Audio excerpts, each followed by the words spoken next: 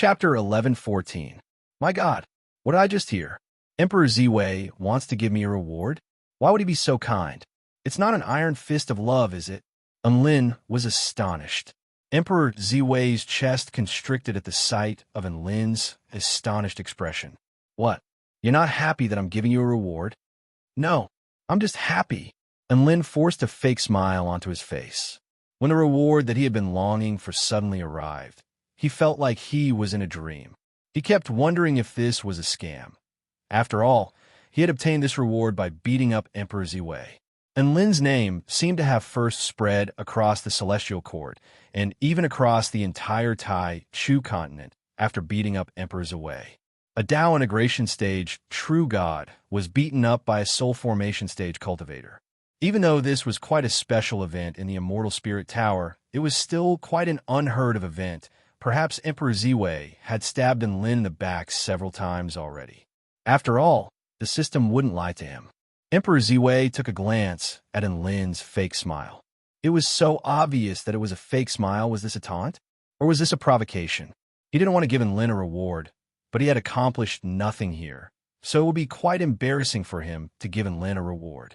Not only would that alleviate the awkwardness, but it would also help him build up his image. Emperor Ziwei paused momentarily before deciding to ignore Enlin's fake smile. He extended a hand, and a ball of white light appeared in his palm. I have the title of Master of all stars, Grand Master of all creations, Master of heaven and earth, and have mastered thousands upon thousands of immortal skills.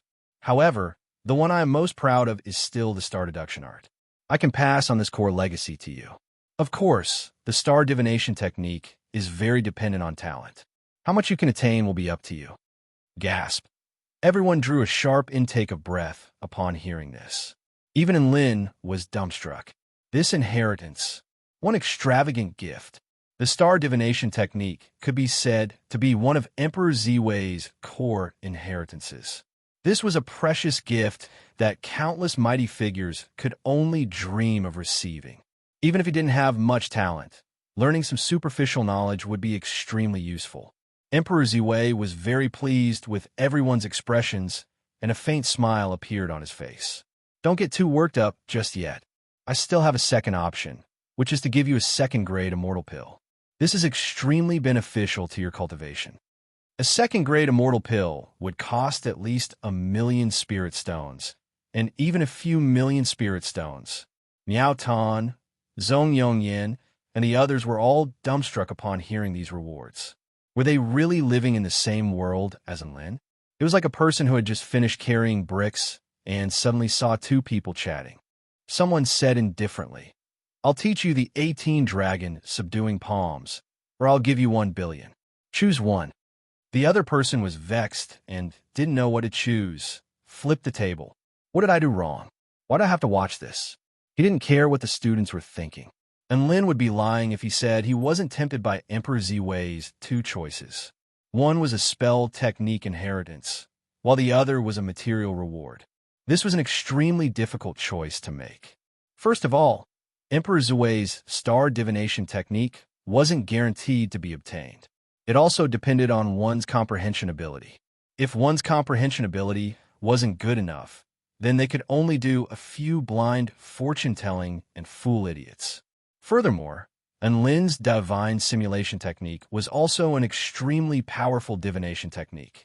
Even though it came with a price, it was extremely bad *SS. The two techniques actually conflicted with one another. If he chose an immortal pill, then it would be more practical. No one would complain about having too many immortal pills. However, Filthy Tycoon Enlin didn't lack money at the moment, so he could buy any immortal pills he wanted. There were countless opportunities to buy immortal pills, but there was only one chance for Emperor Ziwei to make a move. Thus, Enlin uttered a sentence that no one had expected. Enlin, Emperor Ziwei, I don't want either of the two options. Everyone was dumbstruck, wondering if they had heard incorrectly. You King thought about it for so long, only to say you don't want it? Emperor Ziwei was also dumbstruck. What did you say? Su Xiaolan spoke in a panicked voice. Enlin, calm down. It would be a waste if you didn't want this. Don't tell me that your brain was blown up by the super deep water bomb you tossed at us. This was a reasonable speculation, and Lin's lips twitched as he explained. I'm not saying that I don't want either of the two options. I just want to ask if Emperor Ziwei can change the reward. I want Emperor Ziwei to do me a favor. Emperor Ziwei's interest was piqued. Oh, tell me, what do you want me to help you with? Lin smiled. I know. You have a renowned identity as the #1 tool refinement master of the Celestial Court. Am I right? Emperor Ziwei nodded with an indifferent expression. That's right. I want you to forge a divine tool for me, and Lin said in a straightforward manner. Emperor Ziwei's face convulsed. What? Of course, I'll provide the materials myself. All you need to do is help me forge it, and Lin added. Emperor Ziwei came to his senses upon hearing this. He had almost been scared senseless by Lin. He didn't want a mortal pill, but a F***king divine tool. Did he really think he was an idiot? Thankfully, he said he had to provide the materials himself, which made sense. It would only cost around a few million spirit stones to forge the divine tool, which was within an acceptable range. However, his pupils soon contracted in shock. You've already gathered the materials to forge a divine tool? That's a lot of divine tier items. Divine tier items were extremely precious, and even Tao integration stage super mighty figures would drool over them. A soul formation stage cultivator had gathered enough materials to forge a divine tool. This sent waves of shock surging through Emperor Ziwei's heart. And Lin was so young, but he was way too frightening. Not only was Emperor Ziwei astonished, but all of the students aside from Xiaolan were also dumbstruck. Immortal tools were already very powerful, but now they were talking about a legendary divine tool. Those were treasures that were revered as sect treasures, even among the 4 great sects of the Kingdom of the 9 States. And Lin smiled. I'll bring out the divine tier items for you to see right now. His storage ring flashed as he spoke, and one divine tier item after another appeared, all of which were exuding extremely powerful energy fluctuations. Golden Sun Chaos Stone, Sea Essence Vital Tree, Deceased Emperor Bone, Ascension Tier, Heaven and Earth Jade Pendant, Sea Heart Stone. Emperor Ziwei's expression became a little dazed as he stared at the divine tier items before him. After a short pause, he couldn't help but touch the divine tier items before him with an entranced expression. What pure divine tier items! I can sense an aura of age from them, but they're extremely intact. They must have been kept very well, right? And Lin nodded. These were divine tier items that the high priests of the Heavenly Turtle Tribe and the Spirit Fish Clan had collected for countless years, and they had been carefully stored in the tomb this entire time. Not only that, but they had also been nurtured in a special way, so they were naturally pure. Emperor Ziwei, what kind of divine tool do you think we can forge with these divine tier items? And Lin asked curiously. Let me have a look first. Emperor Ziwei eagerly touched the divine tier items. Chapter 11:15. Oh, this is amazing, this texture, so hard, so thick, and it's so long. Is this condensed water? It's imbued with such terrifying true intent of the ocean. Is this a tear? A sense of sorrow welled up in my heart. Emperor Ziwei analyzed the divine objects that Lin had summoned, and his face was flushed with excitement. That's right. These divine objects were so precious that even a Tao integration stage super mighty figure would become excited. Emperor Ziwei held the golden chaos stone in his hand. This is a metal-type yang-type divine object. It can be refined and molded as the main body of a divine tool. He then turned to the dead Emperor's bone. This bone is the essential Tao bone of the West Sea dead Emperor, right? It's imbued with extremely powerful death, intent realm, and essential power of death. It can be used as the Tao realm and sharpness of a weapon. As for that tear, it's a water-type divine object, and can be used as the core of a divine tool. The tear of emotion is a heartless object, and it can elevate the divine tool into a heartless weapon. Sea Essence Vital Wood is a divine object constructed from the 3 elements of wood, fire, and lightning. It can be used to guide and amplify one's power. Emperor's Way turned to the blue, rectangular rock before him. This is a vastly renowned divine object, the Sea Heart Stone. It's a crystallization of the power of the earth and the ocean. It's a top-tier container for nurturing weapons, and it can be used as a cultivation medium for divine tools. And Lin was more and more astonished as he listened. As expected of the number one tool, refinement master of the celestial court, Emperor Zhuwei was able to identify the essence of all these divine objects after analyzing them. Metal, wood, water, fire, earth, lightning. Emperor Zhuwei turned to Enlin with a peculiar expression. I don't know if I'm mistaken, but I feel like these things are very suitable for you. What a coincidence. Enlin was dumbstruck. He really hadn't thought about this before. Now that he thought about it, these divine objects couldn't be tailor-made for him, could they? Perhaps this is the will of the heavens. Enlin repressed his urge to give a perfunctory reply. Emperor Zhuwei held a black and white jade pendant in his hand, and a hint of confusion appeared in his eyes. This thing gives people a very mysterious feeling. I can't understand it. Enlin's expression turned cold when he saw this. Emperor Zhuwei was holding the jade pendant of heaven and earth in his hand. This was a divine item that Enlin had obtained after slaying the power left behind by the ancient heavenly fiend Celestial. Who would have thought that even the number one tool refinement master of the Celestial Court would be unable to decipher it? Enlin thought back to the information he had obtained using his divine inspection technique and explained, the white of this jade pendant represents the sky, and the black as the earth. It's extremely profound and exquisite, and one can fuse a myriad of transformations into the jade pendant. Emperor Zhuwei's hands trembled involuntarily as he held the jade pendant. This is actually a Tao vessel divine object? His expression changed as he looked at the jade pendant in his hand in shock. What's a Tao vessel divine object? Enlin was slightly puzzled. He had only been cultivating for a few years. Strictly speaking, he was still a novice cultivator. He had never heard of such a term before. Emperor Zhuwei explained, Tao vessel divine objects are extremely rare even among divine objects. It's said that they can perfectly fuse with the user's divine Tao and unleash the true power of Tao. Not only that, but the divine tool would also possess a divine nature with it, and its potential for growth would be infinitely expanded. Enlin and his friends were all dumbstruck. This item sounded extremely bad, *SS. Enlin felt like his trip to the tomb had been extremely rewarding. Treasures, battleships, inheritances. He felt like he had instantly reached the pinnacle of his life. Emperor Zhuwei was extremely excited. Mr. Enlin, you've made the wisest choice by asking me to forge this divine tool for you. In the entire celestial court, only I have the ability to forge this divine tool. Emperor Zhuwei's hands were starting to itch. I feel like this divine tool will become an intermediate rank divine tool once it's forged, or perhaps even higher.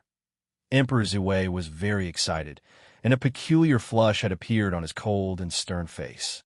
Emperor Zhuwei, you're willing to forge this divine tool for me? Enlin asked. I'm willing.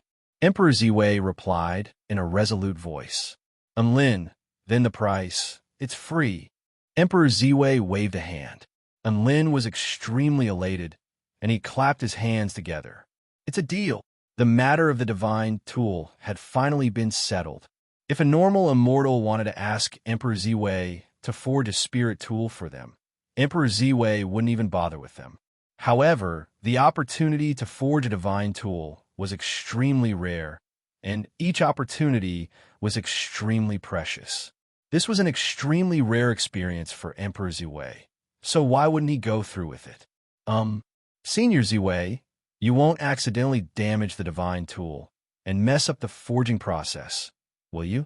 Enlin was suddenly a little worried at the sight of Emperor Zhuwei's smile. Emperor Zhuwei's expression darkened. Are you questioning the skills of the number one tool refinement master of the Celestial Court? I wouldn't dare. Enlin hurriedly replied. Currently, Emperor Zhuwei was the only one in the entire Celestial Court who could forge a divine tool for him.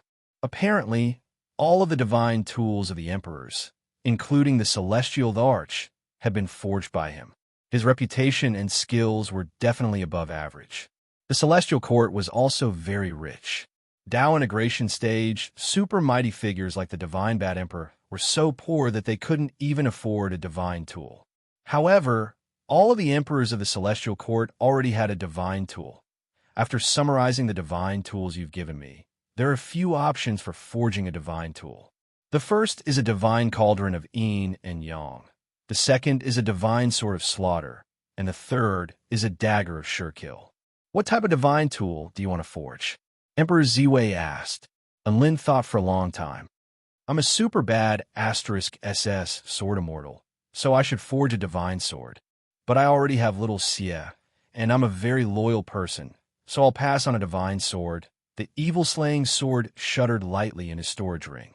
A divine cauldron doesn't look cool enough. Let's forge a dagger. And Lin made the final decision. Just like that, and Lin decided on the category of the divine tool. Emperor Ziwei and Lin established a contract of trust.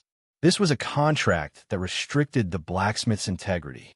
Any violation of this contract would result in a backlash to the blacksmith's Tao heart, and it could effectively prevent the blacksmith from skimping on materials. As an emperor, Emperor Ziwei couldn't be bothered to establish a contract like this. However, divine tools were different. They were items that even Tao integration stage super mighty figures coveted, so it was only right to be cautious. Thus, the two of them established a contract of trust. Thus, everything was taken care of. Emperor Ziwei bade farewell to Lin and the others before returning to the celestial court with the divine tools in his hands.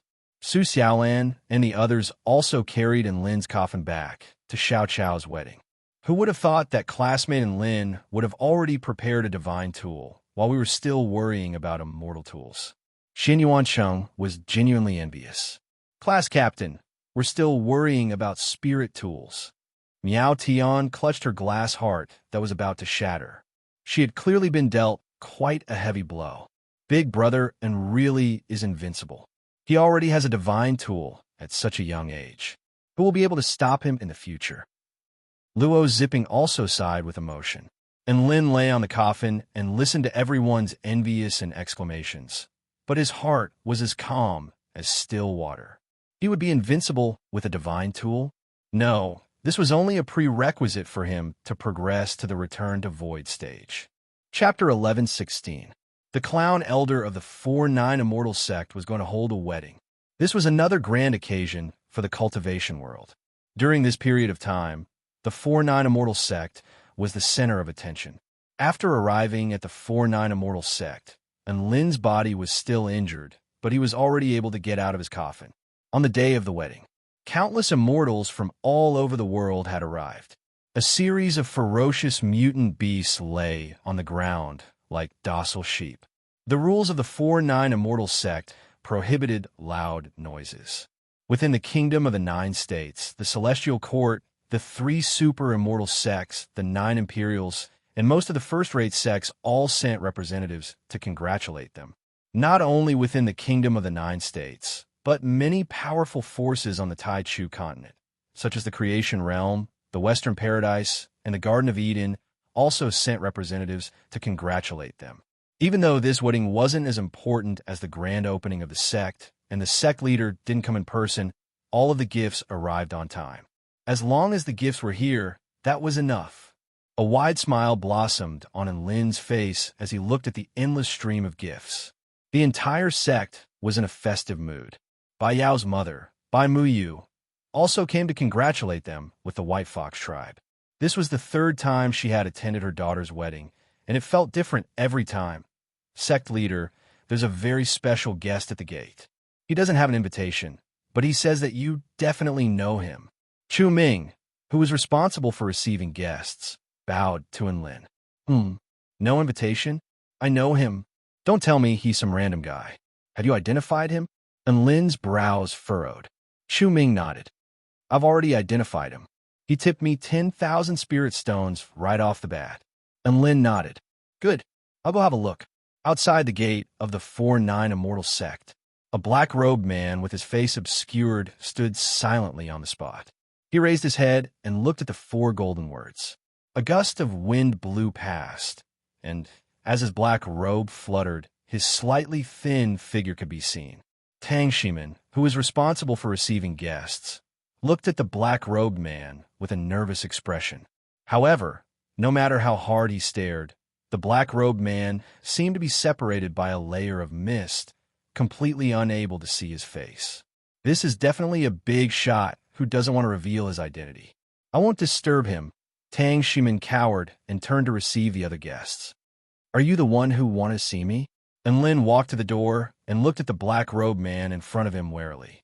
Even with his powerful divine sense, he was unable to see through the layer of mist. The other party was either extremely powerful or had used an extremely powerful artifact to conceal their identity. The black-robed man nodded, then raised his head, tilted his head, and asked in a hoarse voice, Sect leader Lin, guess who I am? And Lin rolled his eyes. Don't play this game with me. You're wasting my time. If you have something to say, just say it. I'm busy. The black-robed man crossed his hands in front of him and twisted his body. He said in a hoarse voice, How can you talk to me like that? Can't your attitude be better? When Lin saw this scene, goosebumps erupted all over his body. Was this person throwing a tantrum at him? Was he a freak? An expression of disgust and disdain finally appeared on Lin's face. The black-robed man couldn't hold back any longer, and he immediately dispersed the mist. A pair of emerald blue eyes and a set of extremely intricate features suddenly appeared. Big Boss and Lin, you're going too far. A clear, pleasant voice sounded, and Lin faltered upon hearing this. If the black-robed man had done that to a man, it would indeed have been very disgusting. However, it was very normal for a woman to do that. No, that wasn't the point. The point was, Underling Lan, why are you here? And Lin exclaimed, Ha! Are you surprised? Lan Xiaoni clasped her hands behind her back and leaned forward to look at the man before her with a smile on her face. And Lin took a deep breath before asking in a quiet voice, What are you doing here? Didn't I tell you that I had to keep my relationship with the Spirit Fish clan a secret? Lan Xiaoni pouted. That's why I came here with my face hidden. My father told me that you used up your deep-sea super bomb, so he asked me to give you a present. Also for what I did to Xiao Chou and Bai Yao, I want to come here in person to apologize to them, as well as to give them a gift. Lan Xiaoni bit down on her lower lip as she spoke, and she stared at Lin with determination in her eyes. It was quite clear that she had made up her mind, and Lin faltered upon hearing this. The high and mighty mermaid princess, a timid and willful woman, had mustered up the courage to come here and apologize, and Lin was a little touched by this. His underling Lan seemed to have matured a little. All right, you can go back into the sect and continue to disguise yourself. I'll introduce you to everyone at our sect gathering tomorrow. After all, you're my underling, so you're also a member of the 4-9 Immortal sect, and Lin said with a smile. A smile appeared on Lan Xiaoni's face as she nodded. All right, a member of the 4-9 Immortal sect? She didn't know why, but after hearing this, she felt a sense of belonging in her heart. By the way, Big Boss and Lin, my father told me to give this deep-sea super bomb to you. Due to the limited materials available, the deep-sea super bomb won't be able to be manufactured in a short time. This deep-sea super bomb is also imbued with the power of the divine Tao and can kill, return, avoid final stage mighty figures. All right, thank you. I'll be taking it. And Lin accepted the bomb without any hesitation. As for being able to kill, return, avoid final stage mighty figures, he definitely wasn't going to believe that. He would just treat it as a boast. After all, the Moonlit Night Monarch was a return, avoid final stage mighty figure. Even the deep-sea super bomb couldn't kill her. So how could the deep-sea super bomb possibly kill her? The two of them chatted for a while longer. Lan Xiaoni snuck into the sect with Lin. After entering the sect, she was able to do as she pleased. She walked and stopped along the way as she curiously toured around Big Boss sect to see what it was like. Perhaps it was because of Lin's words, but Lan Xiaoni felt a sense of closeness toward the 4-9 Immortal sect. Everything she saw was pleasing to the eye, and even the ordinary-looking Tang Shimin was quite handsome. Beside the lake, she discovered a vibrant red flower singing. The song was very pleasant, but she didn't know what language it was singing in, and it was very unfamiliar to her. There was a huge dog and a white wolf chasing after each other, and they seemed to be playing some kind of game with a fluffy white snowball on their heads. She also saw the little fairy and the little butterfly that she had seen before. Lan Xiaoni continued onward along the bluestone path, and a joyful smile appeared on her face at the sights and sights she saw along the way. Before she knew it, she had arrived at a Dao Plaza. The Dao Plaza was very spacious, and there was an extremely beautiful woman in a jade dress performing a sword dance. Lan Xiaoni was a little entranced.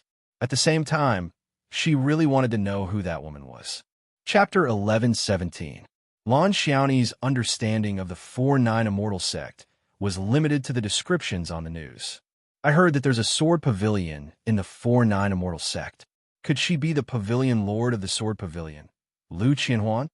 Lan Xiaoni cocked her head to the side as she murmured to herself. She was using a special tool to conceal herself, so no one would be able to detect her presence. It was exactly because of this that she snuck a little closer. No, Lu Qianhuan is said to be quite a lively woman, and her clothes are a little weird too. Why would she wear such formal clothes? Lan Xiaoni finally eliminated one of the possibilities. She must be one of the 4 beauties of the 4-9 Immortal sect. Lu Qianhuan has been eliminated, so she can only be Bai Ling from the Purple Star Pavilion, Su Xiaolan from the Flame Pavilion, or Su Qianyan from the Moon Pavilion. Lan Xiaoni's gossipy heart was burning with excitement, and she began to eliminate the possibilities. I heard that Bai Ling is a big sister in a flowing white dress. I heard that Su Qianyan doesn't use swords, so she's most likely.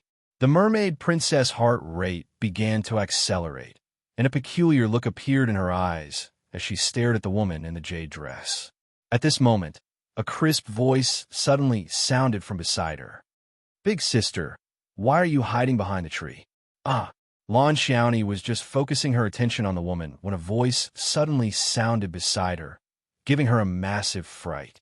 When he took a closer look, he discovered that there was a pretty little girl standing beside him. The little girl was extremely adorable, but she was also given a fright by Lan Xiaoni's scream, and her features paled slightly as she stumbled back a few steps. How did you see me here?" Lan Xiaoni was still in a state of shock. "How did I see you here?" The little girl cocked her head to the side. "I saw you with my eyes." Lan Xiaoni was at a loss for words as she looked into the little girl's clear eyes. Right at this moment, an extremely powerful sense of peril suddenly erupted from behind her. The immortal sword tore through the air before hurtling toward her like a bolt of lightning. Lan Xiaoni's expression shifted drastically, and she immediately summoned her white ball as a shield. The green figure instantly appeared before her, before grabbing the little girl with one hand and stabbing the white ball with the other. Rumble! The thunder and fire dual blades collided with the white ball, resulting in a deafening explosion. The impact of the energy even caused the ground, which had been reinforced by the array formation, to crack. Lan Xiaoni felt an overwhelming power sweep toward her, and her body was sent flying backward. "Who the hell are you? How dare you trespass into the sect's forbidden area?" The green-robed woman shouted. This woman was none other than Su Xiaolan of the 4-9 Immortal sect. Guests were prohibited from entering the 4-9 Immortal sect's Dao Plaza, and a black-robed man who was concealing his aura was extremely suspicious. She naturally wasn't going to stand by and do nothing. Lan Xiaoni panicked after being forced back by Su Xiaolan's sword strike, and she immediately turned to flee into the distance. "Don't even think about getting away." Su Xiaolan spread her holy flame wings and chased after them. The two of them exchanged a few blows in midair, and Lan Xiaoni was on the back foot this entire time, unable to escape. A pillar of flames descended from the sky and struck the flying black-robed woman, causing her to fall to the ground.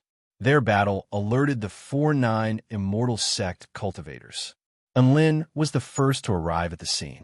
He was completely dumbstruck by the sight of Su Xiaolan pressing her dragon sparrow sword against Lan Xiaoni's neck. "What's going on here? The main empress has captured her underling? What kind of explosive news is this? Lin, come here. I've captured an enemy spy. Su Xiaolan made a logical deduction, but her dragon sparrow sword was still pressed against Lan Xiaoni's snowy white neck, as if she was going to end this woman's life at any moment. Lan Xiaoni had already given up on resisting, and she turned to Lin with a pitiable expression on her face. There was a look of guilt and indignation on her face for having been exposed in advance. And Lin's head was about to explode upon seeing this.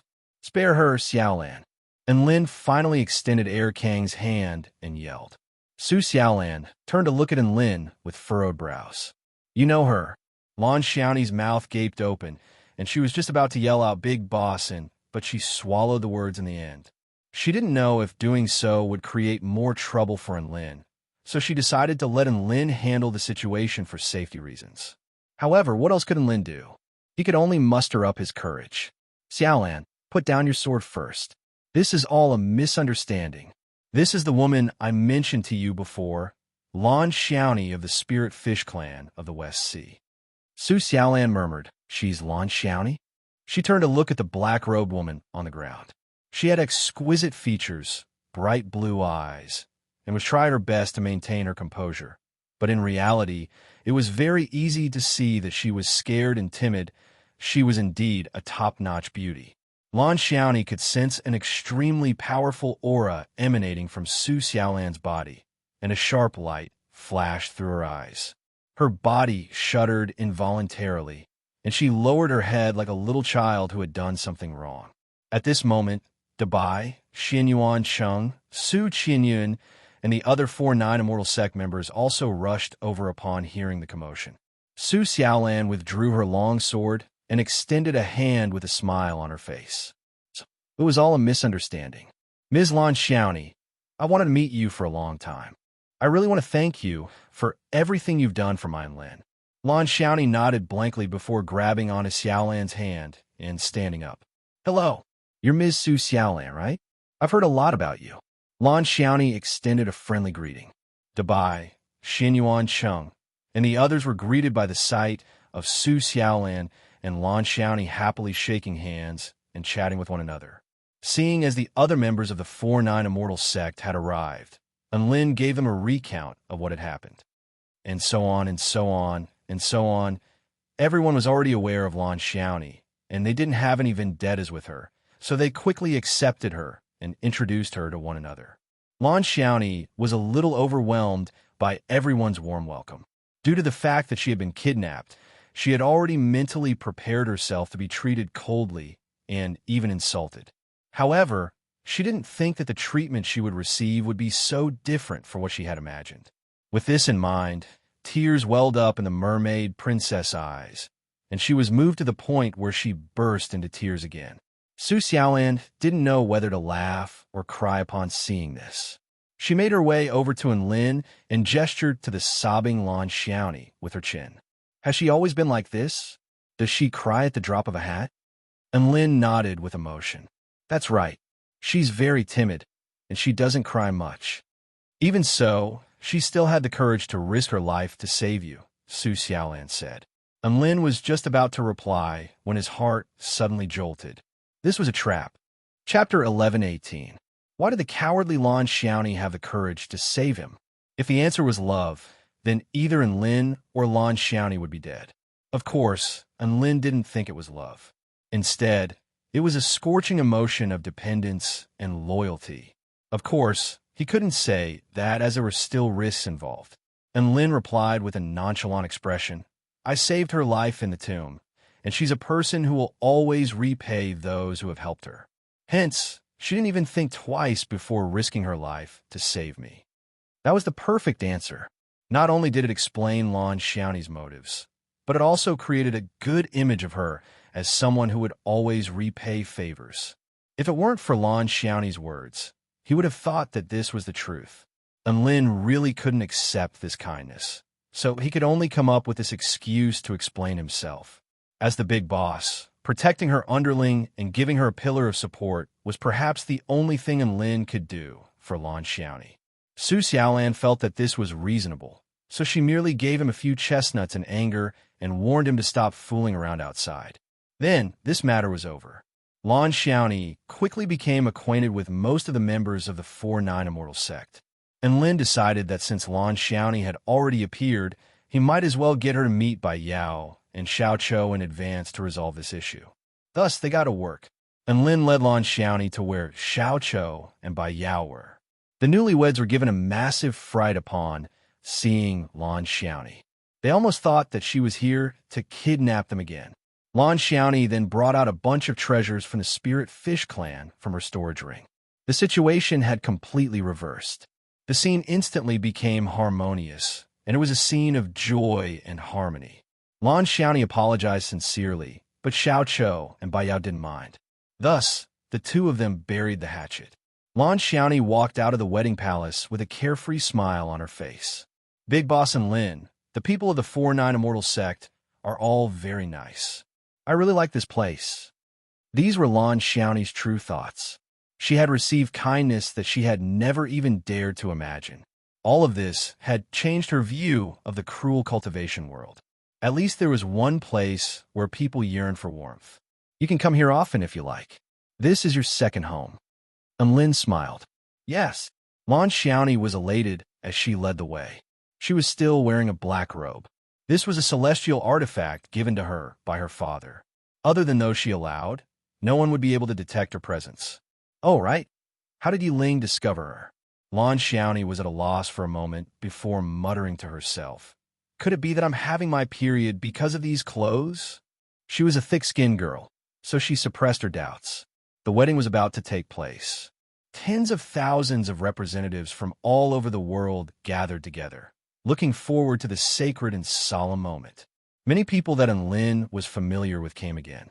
Among them were the representatives of the Vermilion Bird Sect, Zhu Shuza, Yang Yuan, Lan Yin, and Mo Hai. Hi, my sect leader Lin, come here, quickly.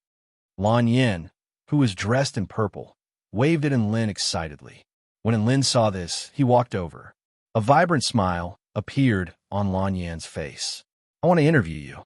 What are your thoughts on Xiao Chou's wedding? Will the wedding date between you and classmate Xiaolan be affected and be shortened as a result? Lin snapped. I don't have any thoughts. As for the wedding date, why don't you help me out as his best girlfriend? What kind of man are you if you can't even handle your own doubt partner? Lan Yin stuck out her tongue and couldn't be bothered to help him out. The light in Lan Xiaoni's eyes dimmed slightly upon hearing this. And Lin wasn't expecting Lan Yin to help him out, so he continued to ramble on and ask about the Vermilion Bird Sect. Come to think of it, he was an honorary elder of the Vermilion Bird Sect, so he naturally had to pay attention to the Vermilion Bird Sect from time to time. Not long after that, and Lin turned toward another man. Mr. Yang Yuan, I have something else that I want to talk to you about in private. What is it? Please go ahead, Mr. Lin. Yang Yuan followed Lin to a secluded corner with a curious expression. Lin pointed to the ring on Yang Yuan's finger. Has your ring been able to trigger the power within it? Yang Yuan had obtained 4 rings from an ancient underground palace in the Vermilion Bird Trial Grounds, each of which had the words East, South, West, West engraved on them. The wearer of the rings had a certain probability of summoning the power of a man-tribe heroic spirit. In order to repay him for saving his life, Yang Yuan only left the West ring with the word West engraved on it. The other 3 rings were all given away. Lin received the East ring, Mo Hai received the South ring, and Shangguan Yi received the North ring. Lin had initially thought that this ring only contained the will of a powerful dragon tribe being. But who would have thought that the black dragon within the ring would be far more powerful than he had imagined? Just a projection of its power was able to cripple a return to void final stage mighty figure with a single blow and swallow a divine tool that had manifested into a massive sea dragon. Just how powerful did the black dragon have to be able to do this? This ring was definitely not as simple as it seemed. However, Lin was a little disappointed by Yang Yuan's reply. Ever since I progressed to the return to void stage, I've been consolidating my cultivation base and have never triggered the power within my ring. Why would you bring this up, Mr. Lin? And Lin had no choice but to describe the peculiar state of his storage ring to Yang Yuan. Yang Yuan's mouth gaped open upon hearing this. Are the rings I obtained really that bad? Assess? Yang Yuan was astonished, and Lin was also astonished. So you really don't know? Yang Yuan and Lin, everyone fell silent. Both of them fell silent. After a long while, Yang Yuan finally broke the silence.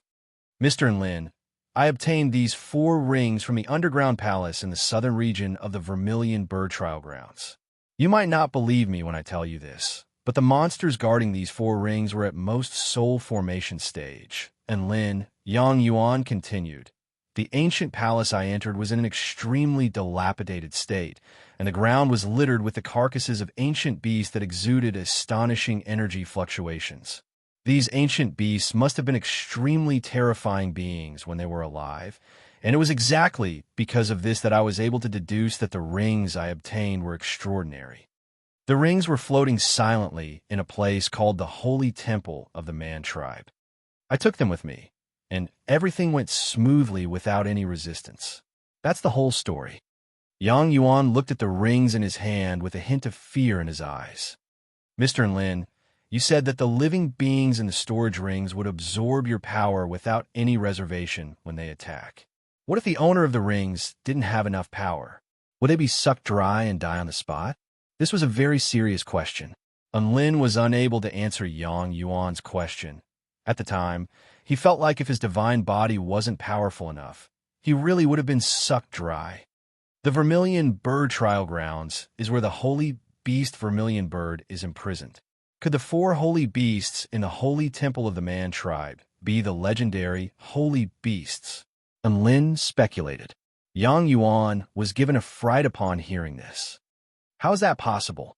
You're saying that these 4 rings were left behind by the legendary holy beasts? Is there any other explanation? And Lin splayed his hands open. Yang Yuan was still a little confused.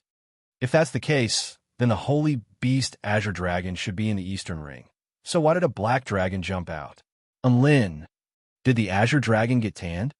Yang Yuan, do you even believe what you just said?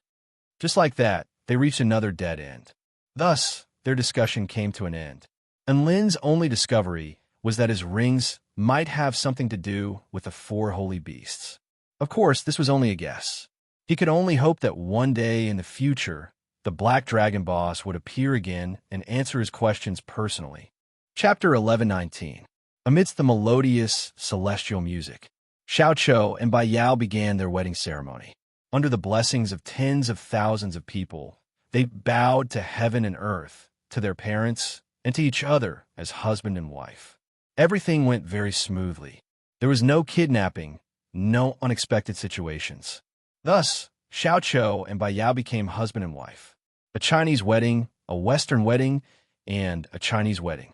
Petals rained down from the sky. Lan Xiaoni's heart stirred as she looked at the blissful couple on the stage. What a beautiful wedding. This is what love looks like. Back then, he was the bride snatcher, and now he was a bystander. A special feeling welled up in Lan Xiaoni's heart as she looked at his wedding. It had to be said that fate was a very strange thing. It could allow Xiao Qiu and Bai Yao to be together, but it could also allow Lan Xiaoni to recognize her own feelings and become friends with a married couple. Lan Xiaoni stared blankly at Xiao Qiu and Bai Yao with yearning in her eyes. And Lin was also very yearning, and he subconsciously grabbed onto Xiaolan's hand. Su Xiaolan blushed, but she did not resist. A beautiful woman shimmering with golden light reached out her small, crystalline hand and silently held Xiao's hand. There was also a hint of shyness on her face. That's right, she was none other than Fanny, who had come all the way from the Pill Tower of the opposite shore realm to attend the wedding. Going to someone else's wedding in person always gives rise to many other thoughts. For example, he wanted to get married after the wedding ceremony. The guests drank to their heart's content, and Lin and everyone from the 4-9 Immortal sect also did their best to play the role of hosts, and everyone enjoyed themselves to the fullest. Lu Qianwan also drank a lot of alcohol that day. Her fair face was flushed red, and she raised her golden jade goblet and clinked glasses with Lin. And Lin, My heavenly sword sect didn't send a congratulatory gift. It must have been that bitch who instigated it. Please don't take it to heart. I'll punish myself by drinking 2,333 glasses. As she spoke, she drank the entire cup in one gulp. She clearly had the body of a soul formation cultivator, but she was so drunk. Who knew how much she had drunk? You don't have to drink so much. Just drink 666 cups as a penalty. Lin advised. Lu Qianhuan faltered slightly upon hearing this before bursting into laughter. She raised the golden jade goblet high into the air. Sure, then I'll punish myself with 666 cups. I'll accompany you. Lin also raised his cup. All Lin could do was accompany Su Qianhuan and drown her sorrows in alcohol. This wine was an immortal brew that Bai Ling had obtained from her phoenix small world. It was very fragrant and sweet and had a very high alcohol content. Not only would drinking it make one feel extremely comfortable, but it could also help one forget about their troubles. Hence, it was also known as the carefree flying immortal wine. This was a wine that could make immortals drunk.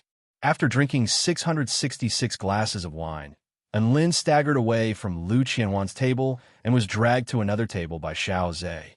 Master, Fanny says she wants to stay at the 4-9 Immortal Sect, Xiao Zhe whispered. Haha, this is a good thing. But did the in-laws agree? Although Lin was a little dizzy from drinking, he still asked this question instinctively. They did, but it's not permanent. She can only come here for a year. Xiao Zhe was a little disappointed as he said, and I can't do anything too out of line with Fanny during this year. Otherwise, the pill sage will break my legs. Fanny blushed involuntarily upon hearing this. That's a very reasonable request. Don't cross the line, little Xiao. And Lin spoke with a solemn expression. He hadn't even done anything like that yet. How could his disciple be faster than his master? That definitely wouldn't do. Xiao Zhe nodded obediently. Yes, master. Fanny's pill refinement skills are quite good, so you'll be an elder in the Moon Pavilion established by Su Qinyan. And Lin began to assign tasks. Oh, right, the pavilion leader is going to school now, and she doesn't have any disciples, so the entire Moon Pavilion will be up to you, Fanny. Fanny, Xiao Zhe, Fanny's lips twitched. Does that mean I have no followers? No. And Lin shook his head. I have no followers. Su Qianyun is the commander. Fanny clasped a hand over her chest and nodded with difficulty. Thank you for your arrangements, master. Xiao Zhe was very elated, and he toasted Lin another 99 times in a row with Fanny. And Lin left his seat in a drunken stupor before he was dragged off to the side by the ball-shaped Yi Shi, who told him that he had to be given a chance to observe Lin eat a divine pill. And Lin was completely baffled, and he agreed in a daze. He was then forced to drink 99 more times by the excited Yi Shi. After a short while, he was forced to drink by Donghua and Su Xian of the Greenwood Imperial family. Donghua wore a resentful expression. Have you forgotten about me? You didn't even inform me that Xiao Chou was getting married. I only had the opportunity to come to the 4-9 Immortal Sect because I was with Su Xian, and Lin's eyes were glazed over with drunkenness. Brother you are? PFFF. Donghua threw up a mouthful of blood with grief and indignation. I'm your servant. What kind of master is this? How could you forget about me? Oh, so it's you. I remember you, my servant. Come, let's have a drink. And Lin chortled with glee as he draped an arm around Donghua's shoulder. Donghua remained expressionless. And Lin, do you really remember me? What's my name? Haha. And Lin chuckled dryly. Names aren't important. Come, let's have a drink. And Lin clinked glasses with Lin. Donghua, he must have forgotten about me. He must have forgotten about me. My God, to think that a return to void stage mighty figure like him would be reduced to such a pathetic state. So be it if he was a servant, but his master couldn't even remember his name. Tears of indignation streamed down Donghua's face as he forced Lin to drink like a madman in an attempt to drown his sorrows. This wedding celebration lasted for 3 whole days and 3 nights.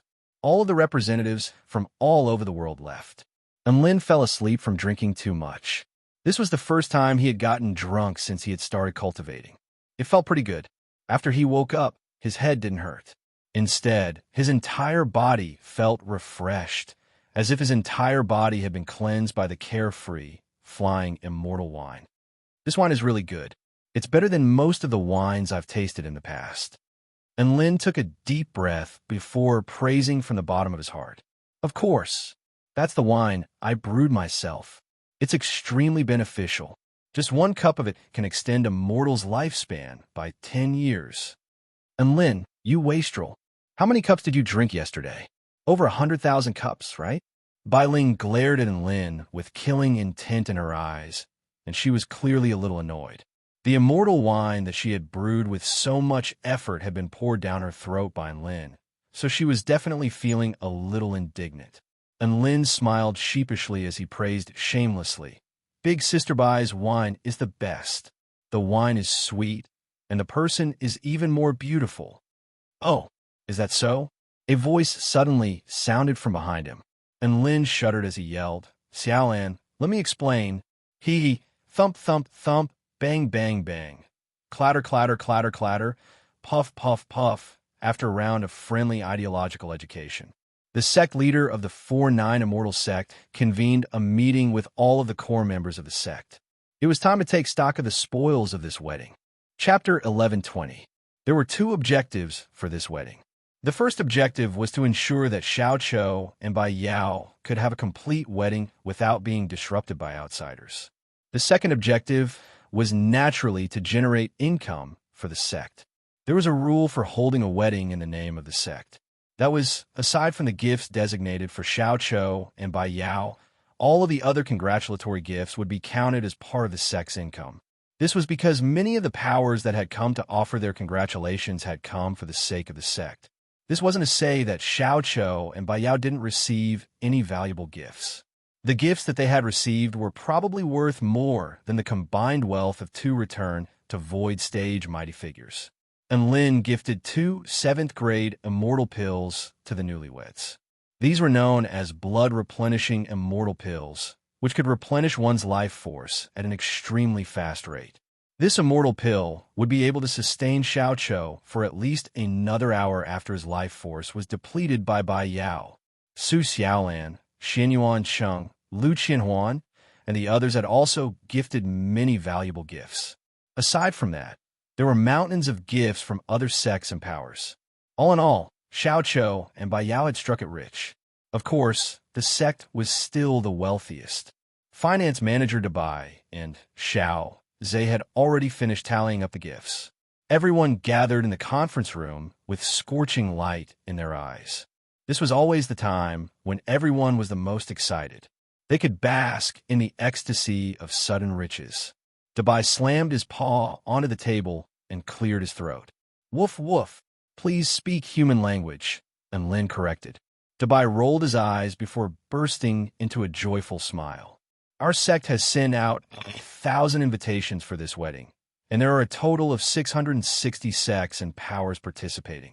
Aside from that, there are also 230 itinerant cultivators at the soul formation stage or above participating. And Lin was very angry, and he slammed the table with an enraged expression. Are they going to give us no face?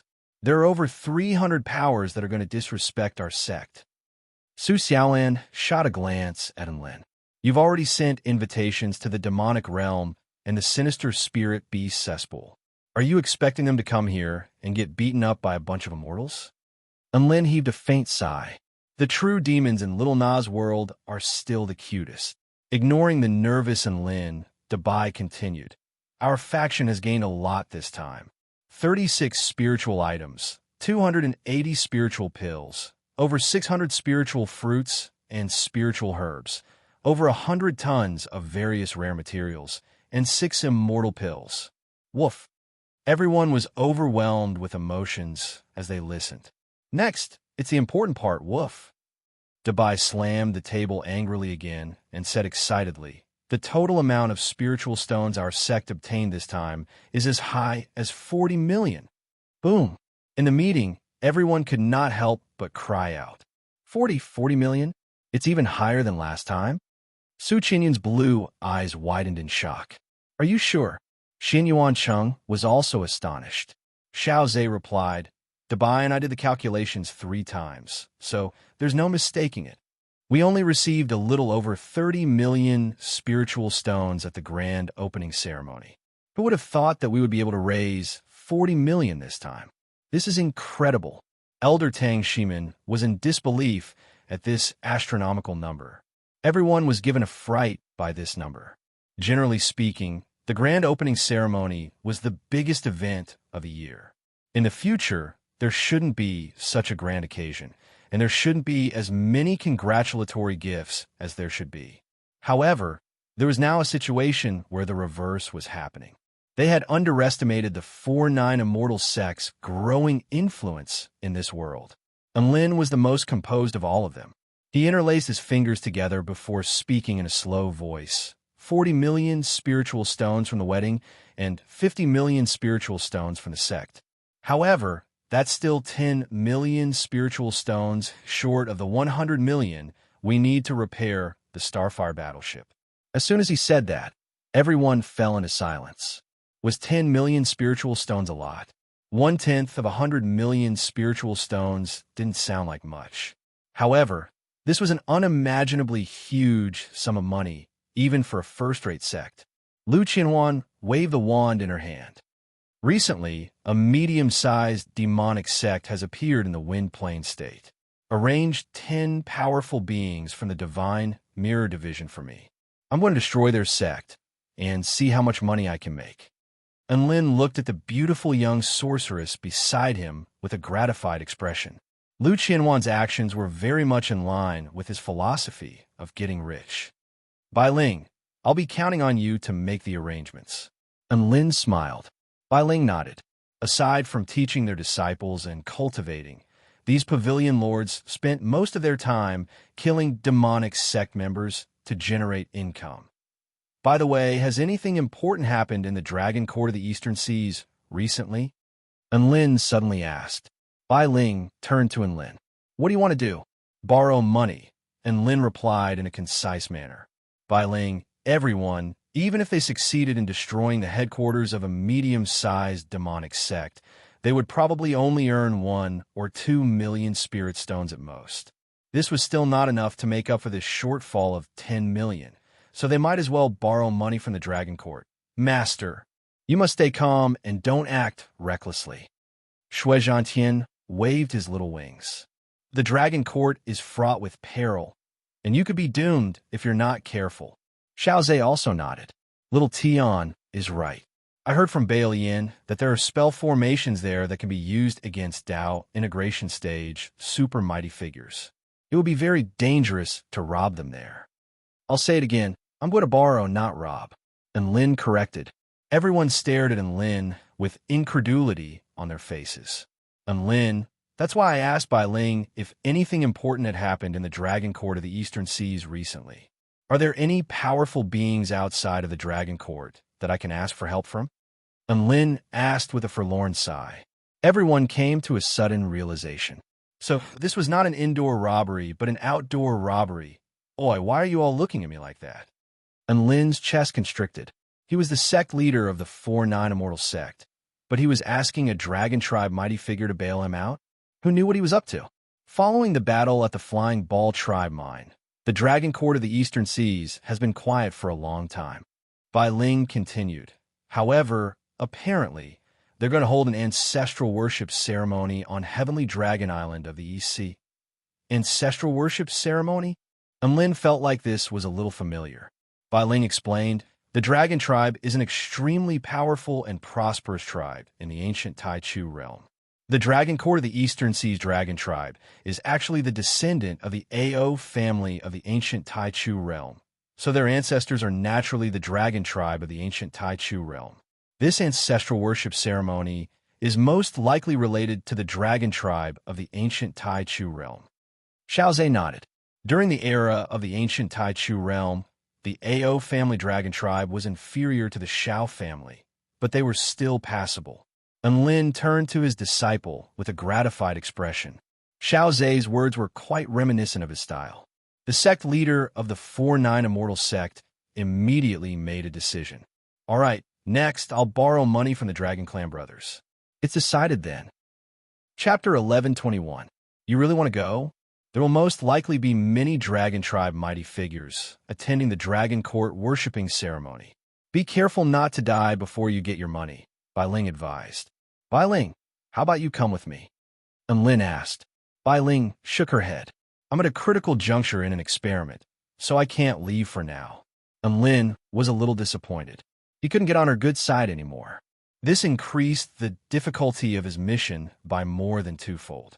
Master, I'm willing to go with you. Xiaozhe was extremely excited. I'll go with you as well. Su Xiaolan also chimed in. I suddenly have a feeling that my opportunity to make a breakthrough to the return to void stage might lie in the East Sea. And Lin was astonished. Xiaolan, you're about to make another breakthrough? Su Xiaolan nodded with a slightly apologetic expression. The vermilion bird bloodline in my body is too powerful. Regardless of whether it's the blossoming of the spirit root or the true dragon bloodline, all of it has happened naturally. The biggest problem now is how to perfectly fuse the vermilion bird bloodline with my true dragon bloodline. Everyone drew a sharp intake of breath upon hearing this. Was this what life was like with hacks? All right, you come with me as well. If our opponent is too powerful, then we'll think of something else. And Lin agreed to go with Su Xiaolan. Jine and Lin, I'll go with you. Tina volunteered. No problem. And Lin was more than happy to be assisted by a return to void stage mighty figure. Bryce, you come with me as well. Stop basking in the sun all day and doing nothing. And Lin instructed. Basking in the sun is doing nothing? Are you looking down on people basking in the sun? Xiao Hong was unconvinced. Master, do you really want me to go? Autumn is coming, and I'm feeling weak all over. Look, even my green crown has turned yellow. Bryce spoke with a weary expression. A yellow crown is a bad sign. It means that if I go, the mission will fail. The tree man explained in a slow voice. After this is done, I'll reward you with a milliliter of divine blood. And Lin added, I, Bryce, am willing to lay down my life for Lin, holy leader. The trance shuddered when he heard this.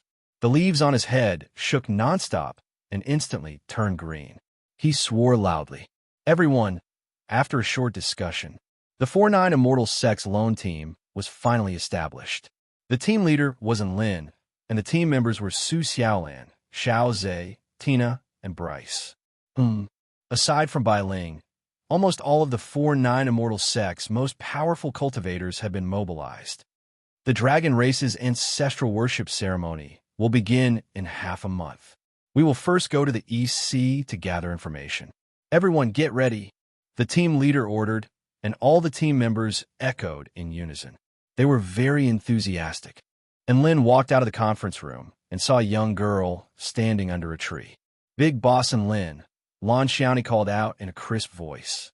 Little brother Lon, were you waiting for me here? And Lin walked over with a smile. Lon Xiaoni nodded. The wedding is over, so I have to go back now. I wanted to say goodbye to you.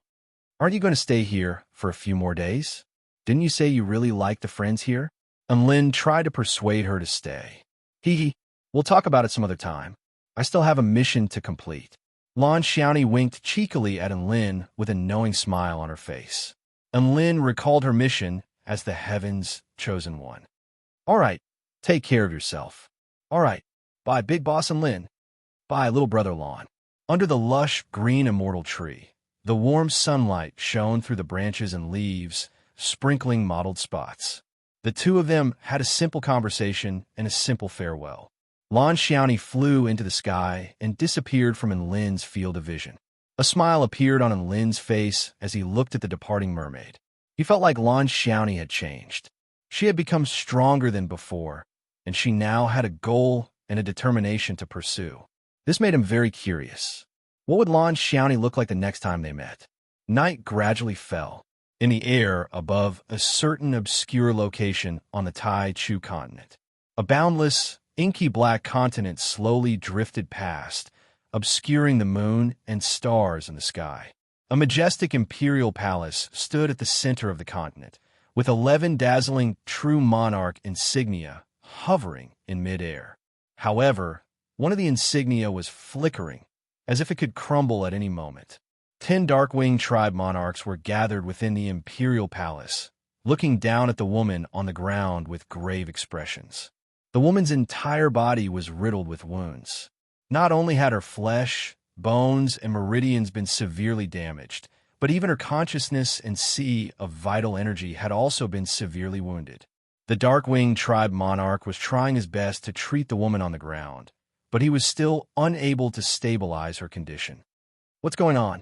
The Moonlit Night Monarch is one of the top 3 super powerful beings among us. How could she be wounded to this extent? She almost died just from trying to take Enlin's sword. Has this Enlin's power already reached such a terrifying level? You've always said that his explosive power is terrifying, but what about now? He can kill us even if he doesn't explode. Even the most powerful Heavenly Night Monarch among us wouldn't be able to complete the mission. I wanted to compete with Moonlit Night for a spot on the mission, but now that I think about it, I'm so scared. Thank God she failed. All of the monarchs discussed spiritedly among themselves. Some were sympathetic, some were elated. Some were even pulling out tissues to wipe away the cold sweat that had appeared on their faces. They all felt as if they had just narrowly escaped death. There's nothing I can do. Her injuries are too severe, and I don't have enough power to save her. The Darkwing Emperor heaved a forlorn sigh. Moonlit Night was only reduced to this state for the sake of the mission. Even though she failed the mission, at least she paid the price. I plan to feed her that divine fruit. Only then will she have a chance at survival. All of the monarchs had no objections. To them, Moonlit Night was a true warrior, and she deserved that divine fruit. That night, a crimson pillar of light soared into the clouds from the imperial palace, sweeping up the winds and clouds for thousands of kilometers. Not long after that, a crimson moon began to appear in the night sky. Grandpa, look! There are 2 moons in the sky. On the ground, a little boy with 2 horns on his head tugged at the sleeves of the elderly man beside him as he pointed at the 2 moons in the sky. The elderly man looked up at the night sky. There were 2 moons hanging high in the sky. One is white as jade, the other is crimson as blood. The light from the 2 moons intertwined and seemed to be corroding each other. 2 moons in the sky? How many years has it been since I've seen something like this? The elderly man chuckled. Things have been getting more and more interesting lately. In the Moon Palace, the woman in the palace dress who was carefully selecting medicinal ingredients furrowed her brows slightly as she looked through the window toward the horizon in the distance. Oh, you dare to compete with me? So be it. Let me kill some time. Chapter 1122. Master, why are there 2 moons in the sky? Yiling looked up at the sky with curiosity on her face. Enlin replied with a serious expression. This is a natural phenomenon caused by the refraction of light by the atmosphere. When the water vapor or other suspended matter in the atmosphere satisfies certain conditions, the light from a moon will be refracted, thereby creating 2 moons. Wow, that's so impressive. Master knows so much. Yiling didn't really understand, but she still praised Enlin with reverence on her face.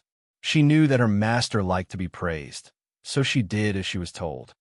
Then why are the 2 moons of different colors? Yiling asked. That's the principle of dispersion. I'll explain it to you slowly. Under the 2 moons, Enlin answered all of Yiling's questions from a scientific perspective. However, never would he have thought that both of these moons were actually real. The next day, Enlin, Su Xiaolan, Xiao Zhe, Tina, and Bryce embarked on a journey to the East Sea. Heavenly Dragon Island is an extremely massive island in the East Sea. Apparently, it exists within chaos and only appears on the surface of the ocean every 10 years. Every time Heavenly Dragon Island appears, it's time for the Dragon Court of the Eastern Seas to pay their respects to their ancestors. It's a pity that the coordinates of Heavenly Dragon Island are extremely mysterious, and only the core members of the Dragon Court have access to them. Su Xiaolan relayed the information that she had received from Bai Ling, and Lin waved the scroll in his hand with a smile. Ms. Bai Lian has already given us the coordinates. That's right, there was a traitor in the Dragon Court of the Eastern Seas. After learning that the 4-9 Immortal sect was facing financial difficulties, this Dragon Tribe prodigy chose to help without any hesitation and fully supported the money-borrowing team. They're paying respects to their ancestors. Wouldn't it be disrespectful if we borrow money from them? Tina was feeling a little guilty, and Lynn replied with a serious expression. I'm not stealing or robbing, so how is that disrespectful to their ancestors? Everyone was skeptical. And Lynn, you have to believe me. Sun Wukong said the same thing when he went to the Dragon Court of the Eastern Seas to look for weapons, Su Xiaolan said. And Lynn, history is always surprisingly similar. I suddenly feel sorry for the Dragon King of the East Sea. Xiaoza couldn't help but laugh. After laughing for a while, he turned to the elf. Little Na, don't think too much about it. I'm a dragon that has lived for hundreds of thousands of years, so I can be considered Ao Meng's grandfather, so I can be considered an ancestor of the dragon tribe. But those people from the Dragon Court of the Eastern Seas still want me to be their servant. They're disrespecting their ancestors, so what's wrong with us borrowing some money? Xiaoza managed to convince Hina through the discussion of bloodline and ancestry. And Lin suddenly became excited. Little Xiao, you're the Dragon Clan's old ancestor. Then, as your master, wouldn't my seniority be even more terrifying? In theory, yes. Xiaoza nodded. Don't be so full of yourself. You've got to be acknowledged by the other families first. Su Xiaolan rolled her eyes and delivered a merciless blow to Enlin. Enlin suddenly recalled that Su Xiaolan also had connections with the Dragon Court. No wonder she was a little conflicted about seniority. She didn't want Enlin to be so much more senior than her. Xiaolan, you're about to see your grandfather, aunts, and uncles. Do you have any thoughts? Enlin asked. Not much. He owes me so much money for the new year, so this is the perfect time to pay me back. Su Xiaolan pursed her lips. Gasp. Everyone drew a sharp intake of breath. This reason seemed to be even more refreshing than borrowing money. Thus, everyone chatted idly as they traveled toward the East Sea. 2 days later, they arrived at the coast of the East Sea, the Pearl Kingdom.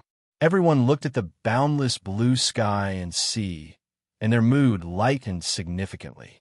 Are we going to find a location of Heavenly Dragon Island and wait for them to show up? Xiaoza asked as he looked into the distance. Heavenly Dragon Island will only appear for 3 days, and the Dragon Tribe will also hold the ancestral worship ceremony during that time. We still have plenty of time, so we can do some other things. And Lin smiled. Do what? Xiaoza was perplexed. And Lin held on to Su Xiaolan's little hand with a buoyant smile. Let's go shopping, Xiaoza. Just like that, the two of them started showing off their love without saying a word and strolled around the streets. And Lin had been to the Pearl Kingdom once before, and he had even saved this coastal city, thereby becoming a celebrity in the Pearl Kingdom. Hence, even though he had been here for 2 years, many Pearl creatures still remembered him. As he and Su Xiaolan shopped, they would occasionally encounter Pearl creatures who would happily roll around on the ground to express their gratitude and welcome. Lin, it looks like you're very popular in the Pearl Kingdom. Su Xiaolan chuckled lightly. Of course, I'm a big hero to them.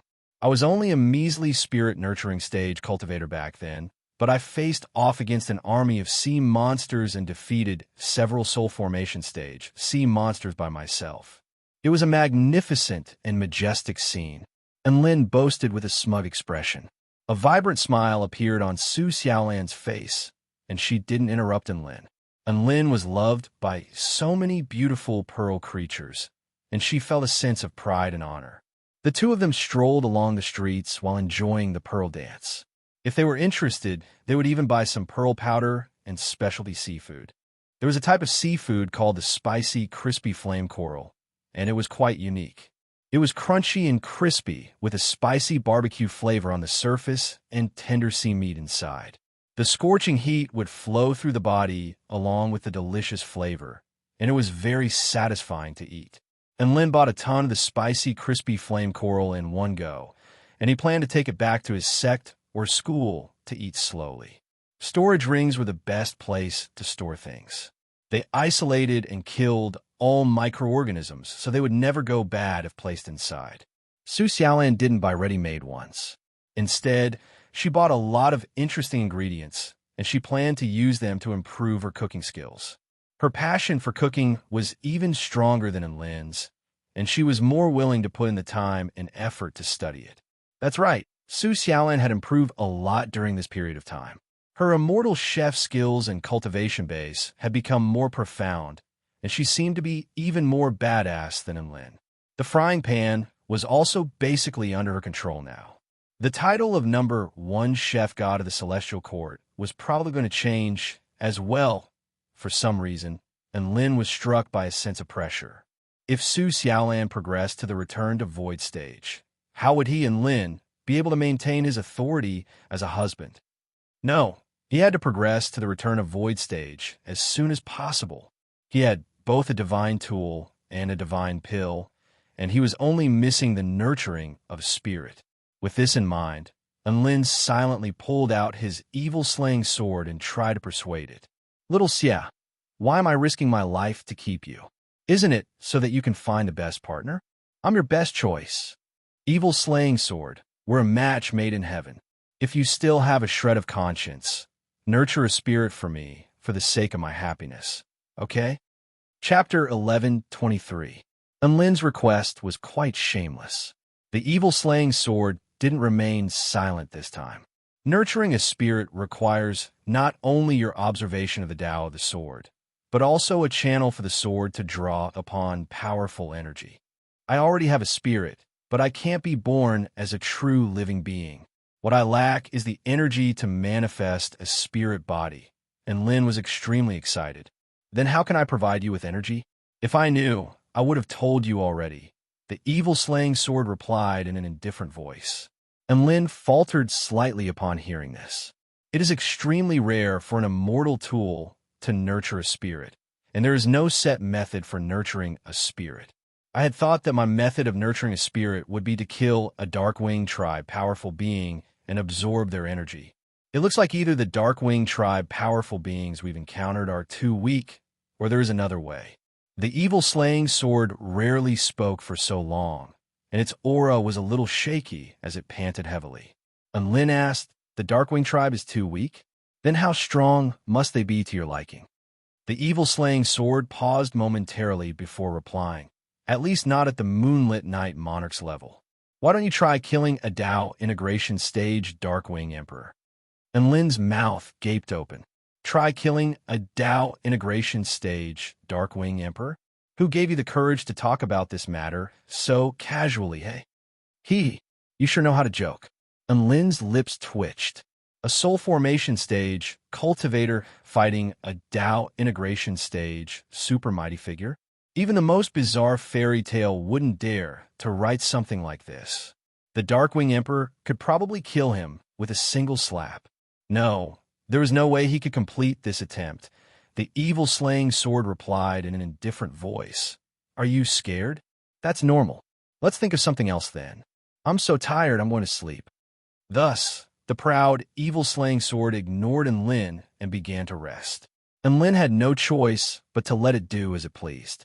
Now that he had a clear target, he could try to kill the Darkwing Emperor.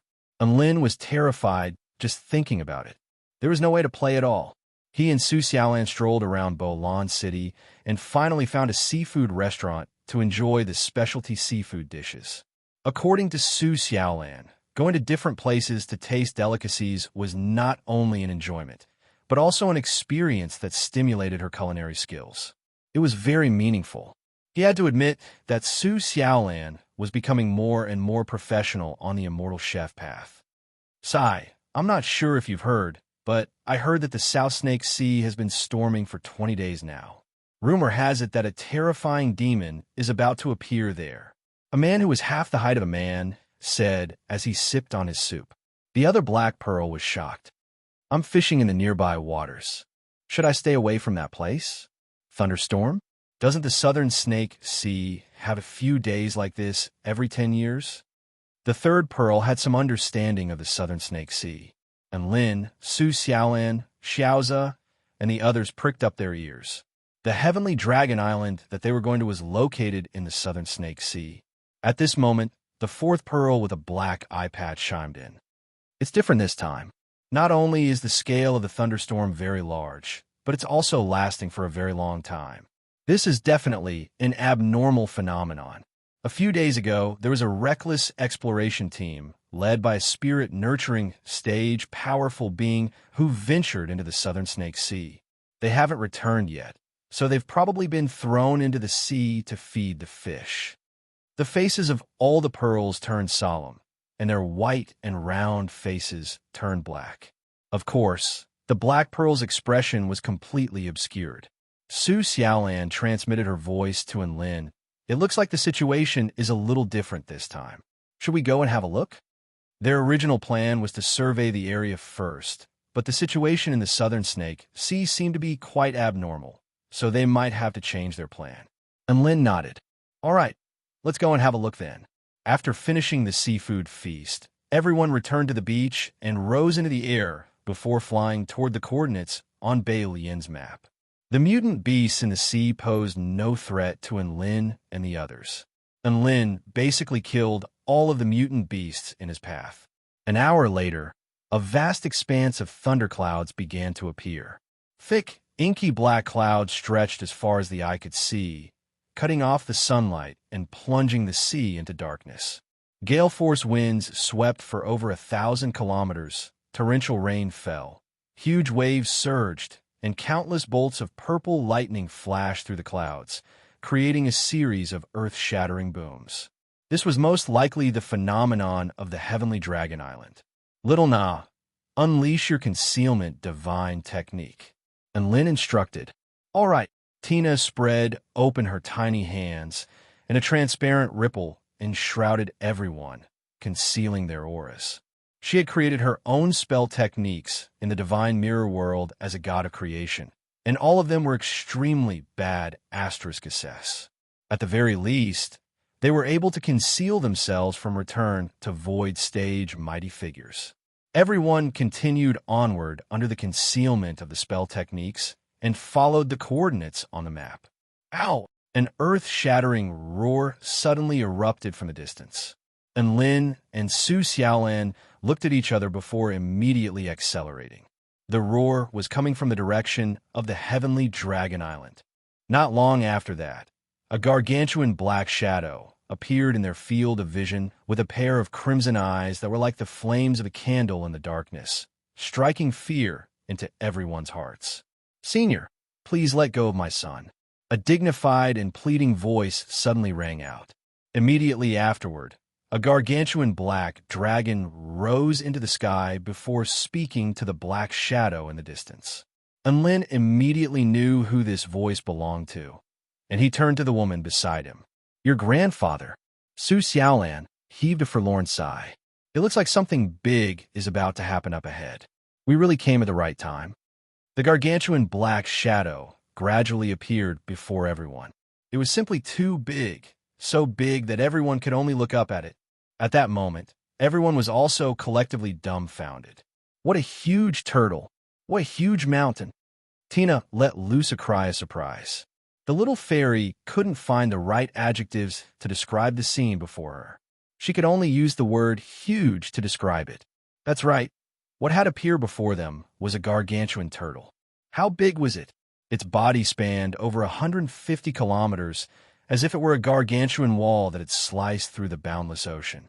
A gigantic mountain that was over 50 kilometers tall, pierced through the clouds, and looked as if it were going to pierce through the heavens, was resting on its shell. No, that's not a turtle. Its head is a dragon's head, and its body is that of a turtle. And Lin corrected. Could it be a dragon that has practiced your evading turtle technique? Su Xiaolan chuckled. And Lin, you've changed, Xiaolan. What AF * King stab at his heart. When Xiaozi saw this scene, he said the most reliable sentence. Master, the living being before us, appears to be the only mythological beast born from the mating of our dragon tribe patriarch and the heavenly turtle tribe patriarch. It is the mythological beast that possesses the bloodline of the dragon turtle, Ba Xia. Chapter 1124. It's a mythological beast? And Lin was given a fright upon hearing this. He looked up at the gargantuan creature before him, only to discover that even with his powerful divine sense, he was unable to ascertain the creature's power level. Su Xiaolan's expression also became grave. It's rumored that mythological beast Ba Xia's cultivation base is unfathomably powerful, and it's able to carry 3 mountains and 5 mountains on its back. For it to be referred to as a mythological beast, it must be at the Tao integration stage. Why would such a creature appear in this region of the sea? Bryce was perplexed, and Lin looked at the map in his hand before looking at the gargantuan creature before him with a peculiar expression. I feel like this mythological beast Ba Xia is most likely the heavenly dragon island of the dragon court of the eastern seas. At least from the coordinates, that's the case. Everyone instantly fell silent. Everyone turned toward the mythological beast in the distance with incredulity on their faces. At this moment, a deafening voice suddenly swept forth. Ao Meng, do you know why I attacked your son? This was Ba Xia's voice, and it was imbued with boundless might. Ao Meng's massive body was as tiny as a loach in the face of Ba Xia. I don't know. Only then did Lin and the others discover that there was a white dragon in Ba Xia's mouth.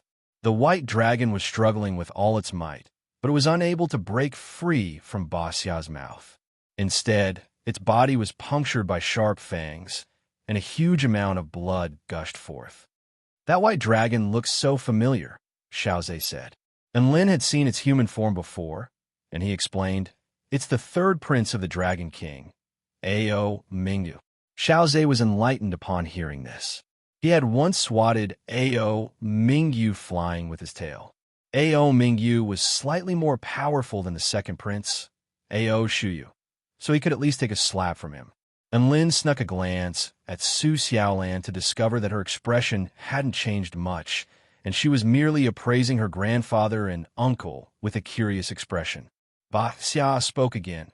Hee, this little dragon dares to covet the divine item on my back? Who gave it the guts to do so? Ao Meng's heart jolted with shock. Ao Mingyu begged for mercy in a loud voice. I'm innocent. Senior, I didn't know it was your divine object. I thought it was a rare treasure. That's why I was anxious and made such a wrong decision. Ba Xia said coldly. If apologies were useful, why would we need mouths? You have to pay the price for waking me up. Ao Mingyu shuddered as an expression of shock and horror appeared on his face. He knew that his father wouldn't dare to do anything to Ba Xia, even if it ate him in a fit of rage. Senior, you can't do this. The people of a dragon court are half your descendants. Why are you so heartless? The divine item is still with you, so you didn't lose anything. Please spare my son. Ao Meng couldn't bear to watch his son die right before his eyes, and he pleaded for his son's life. Xiaoze heaved a forlorn sigh. Dragons are extremely sensitive to treasures. Perhaps Ao Mingyu really did make a careless mistake. It's just that Ba Xia has an extremely bad temper, so there's a good chance that he won't be able to reason with him. Sure enough, Ba Xia's eyes flashed with a crimson light, and his sharp teeth clamped down on the white dragon in his mouth with no intention of letting Ao Mingyu go. Right at this moment, another splash erupted on the surface of the ocean. A scarlet dragon appeared in front of Ba Xia. It wasn't very large, only around 1,000 feet in length. Its eyes were as pure golden as the sun, and its dragon horns were as translucent as red jade. There were bright red scales all over its body, from which countless divine symbols shimmered. Just from a single glance, this dragon was like the most perfect piece of art in this world. It danced in the air in an ethereal manner, as if it were a divine dragon that could fly into the heavens at any moment. Its pure golden eyes were fixed on mythological beast Ba Xia. Senior Ba Xia, my useless little brother was indeed at fault here. Would you be able to hand him over to me to punish? In contrast to its domineering appearance, this dragon's voice was a little lazy and casual. Ba Xia's eyes narrowed slightly, and it opened its mouth right before the astonished eyes of Lin and the others. Tui! How? Ao Mingyu screamed as if he'd been spat out by Ba Xia into the ocean. Boom! A huge splash erupted on the surface of the ocean. Ao Mingyu's body spasmed as he floated on the surface of the ocean like a dead fish. He even threw up a large mouthful of blood, clearly having sustained severe injuries. A return to Void Stage Dragon Tri-Mighty figure had almost been spat to death by a turtle. I'll spare your life for Xiao Wu's sake. Don't do it again, Ba Xia said again. The red dragon bowed slightly before speaking in a lazy and ethereal voice. Thank you, Senior. Remember, everything on the Dragon Turtle Divine Mountain, including every blade of grass and tree, belongs to me. You can pay your respects to your ancestors, but if you try to take anything from me, I'll kill you. Ba Xia's voice was like a clap of thunder, making heaven and earth tremble. The Dragon King of the East Sea hurriedly nodded and promised that he would never do something like this again. Unlin and Su Xiaolan were dumbstruck. Who is this dragon? Mythological beast Ba Xia is giving it face?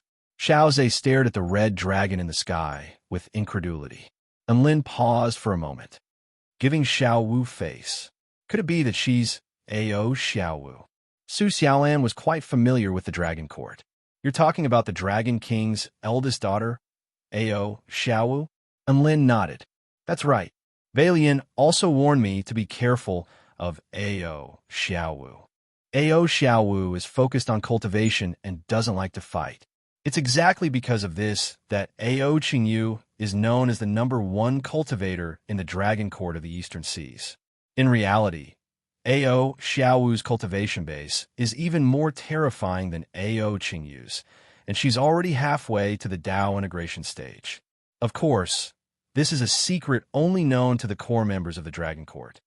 Xiao Zhe came to a sudden realization. That makes sense. No wonder Ba Xia is giving Ao Xiao face. This was a world where power was everything. Ba Xia could ignore the Dragon King of the EC, but he would give face to a dragon tribe exceptional prodigy who had a chance of progressing to the Dao integration stage. If there's nothing else, then piss off. Come back in 10 days, Ba Xia said in annoyance. Its crimson eyes suddenly turned toward Enlin and the others as it spoke. Everyone was struck by an indescribable sense of pressure, as if a gargantuan mountain were weighing down upon their chests, striking them with a sense of asphyxiation. Tina's features paled. It can see us. My spell technique can't keep it from detecting us. And Lin and the others were given a fright upon hearing this. At this moment, they finally realized what kind of existence they were facing. This was a mythological beast that was renowned across the entire continent. A Dao integration stage, super mighty figure. Their emergency plan didn't include a plan for what to do if they were targeted by a mythological beast. Chapter 1125. Ba Xia had set its eyes on Enlin and the others. Ao Xiaowu, Ao Meng, and Ao Mingyu also turned toward that direction with curiosity in their eyes, upon which they were greeted by the sight of Enlin and the others, whose spell technique had been shattered by Ba Xia's glare. The members of the Dragon Court of the Eastern Seas and the 4-9 Immortal Sect finally met again in an unexpected manner. Everyone fell silent. Everyone fell into silence. In the end, the severely wounded Ao Mingyu couldn't help but roar. Enlin, why are you here? Enlin forced a smile onto his face. Would you believe me if I told you that we were just passing by? Ao Mingyu flared up with rage.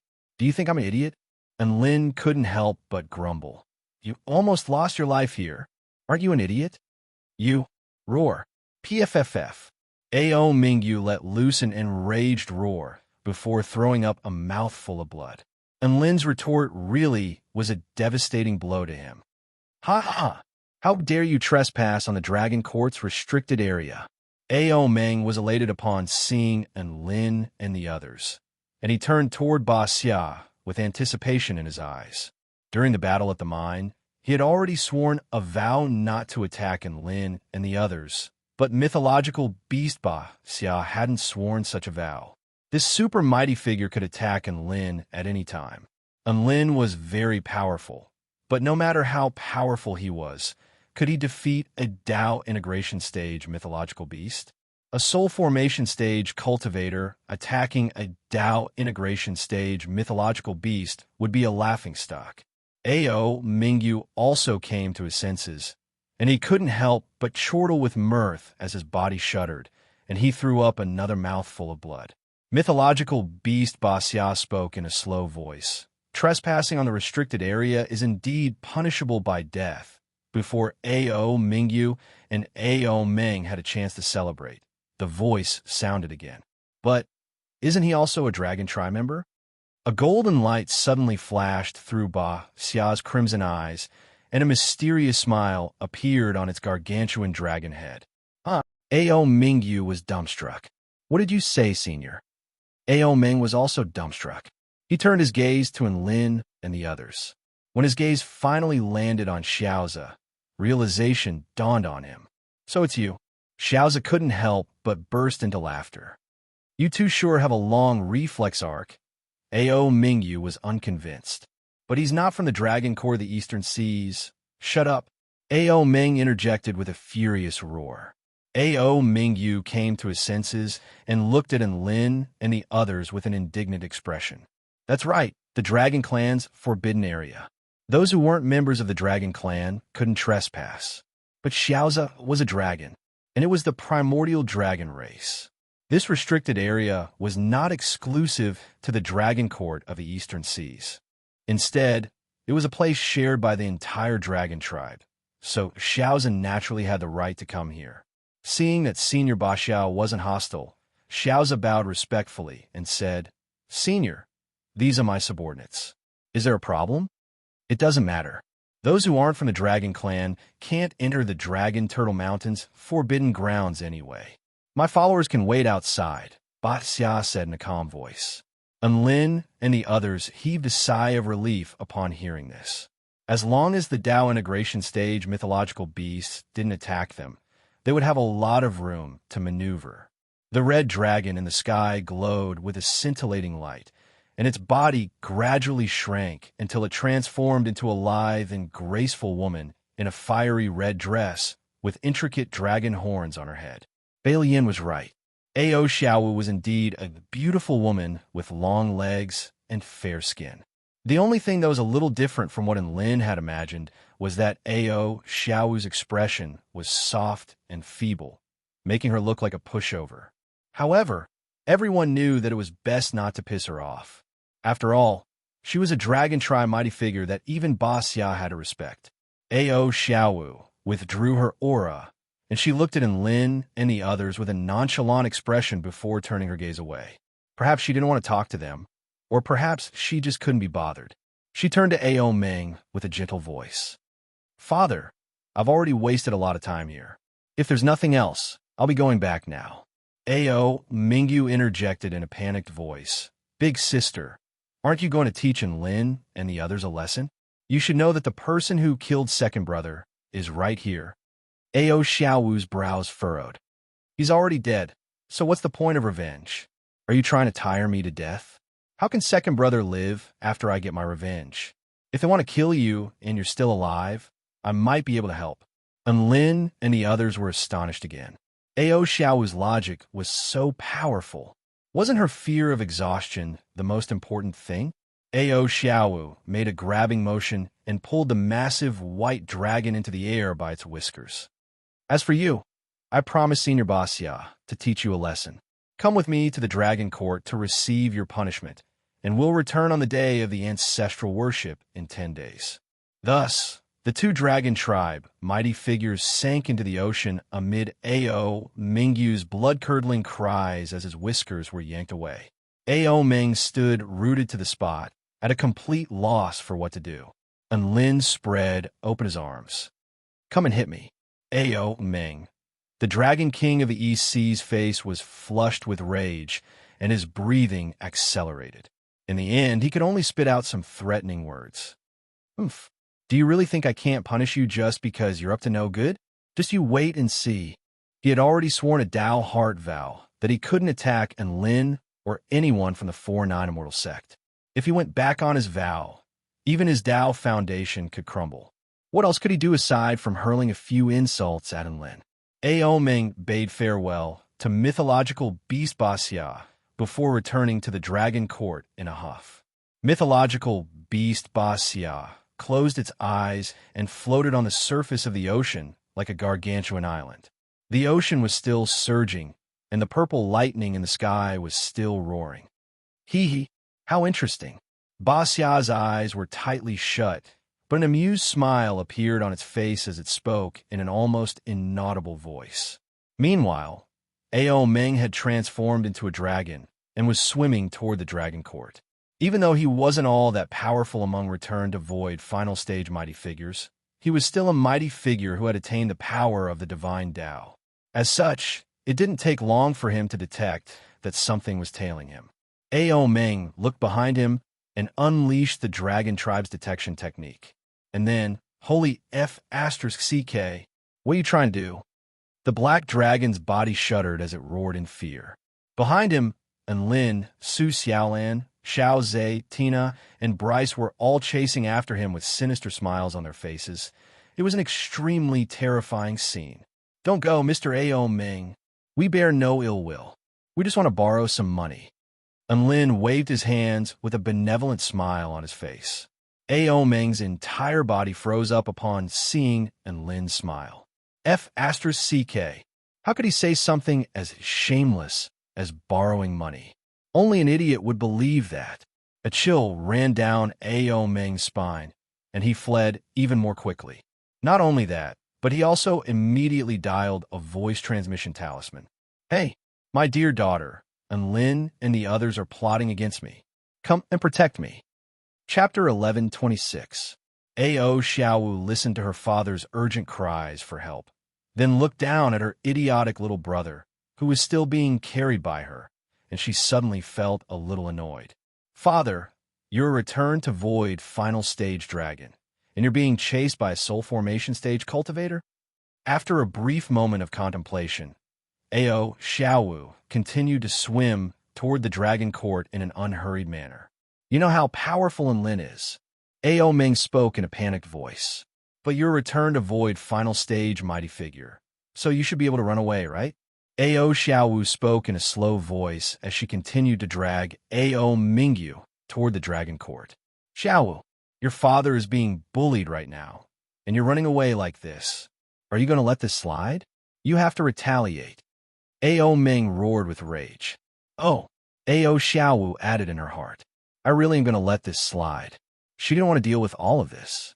All she wanted to do now was cultivate. Xiaowu, where are you now? Tell me when you're almost there, and we'll turn them around. Ao Meng asked. You go on ahead, father. I'll contact you when I'm almost there. Ao Xiaowu replied in a cold voice before continuing to swim toward the dragon court. All right, I'll wait for you. Ao Meng was very touched. Ao Mingyu, he couldn't help but ask, Big sister, are you really not going to save father? Enlin is a demon who kills without batting an eyelid. Father will really be in danger. If he really was that kind of person, then you wouldn't have been able to come back from the Spirit Stone mine. Ao Xiaowu shot a glance at Ao Mingyu. Ao Mingyu instantly fell silent. Even though she appeared to be quite easygoing, no one in the entire dragon court dared to mess with her.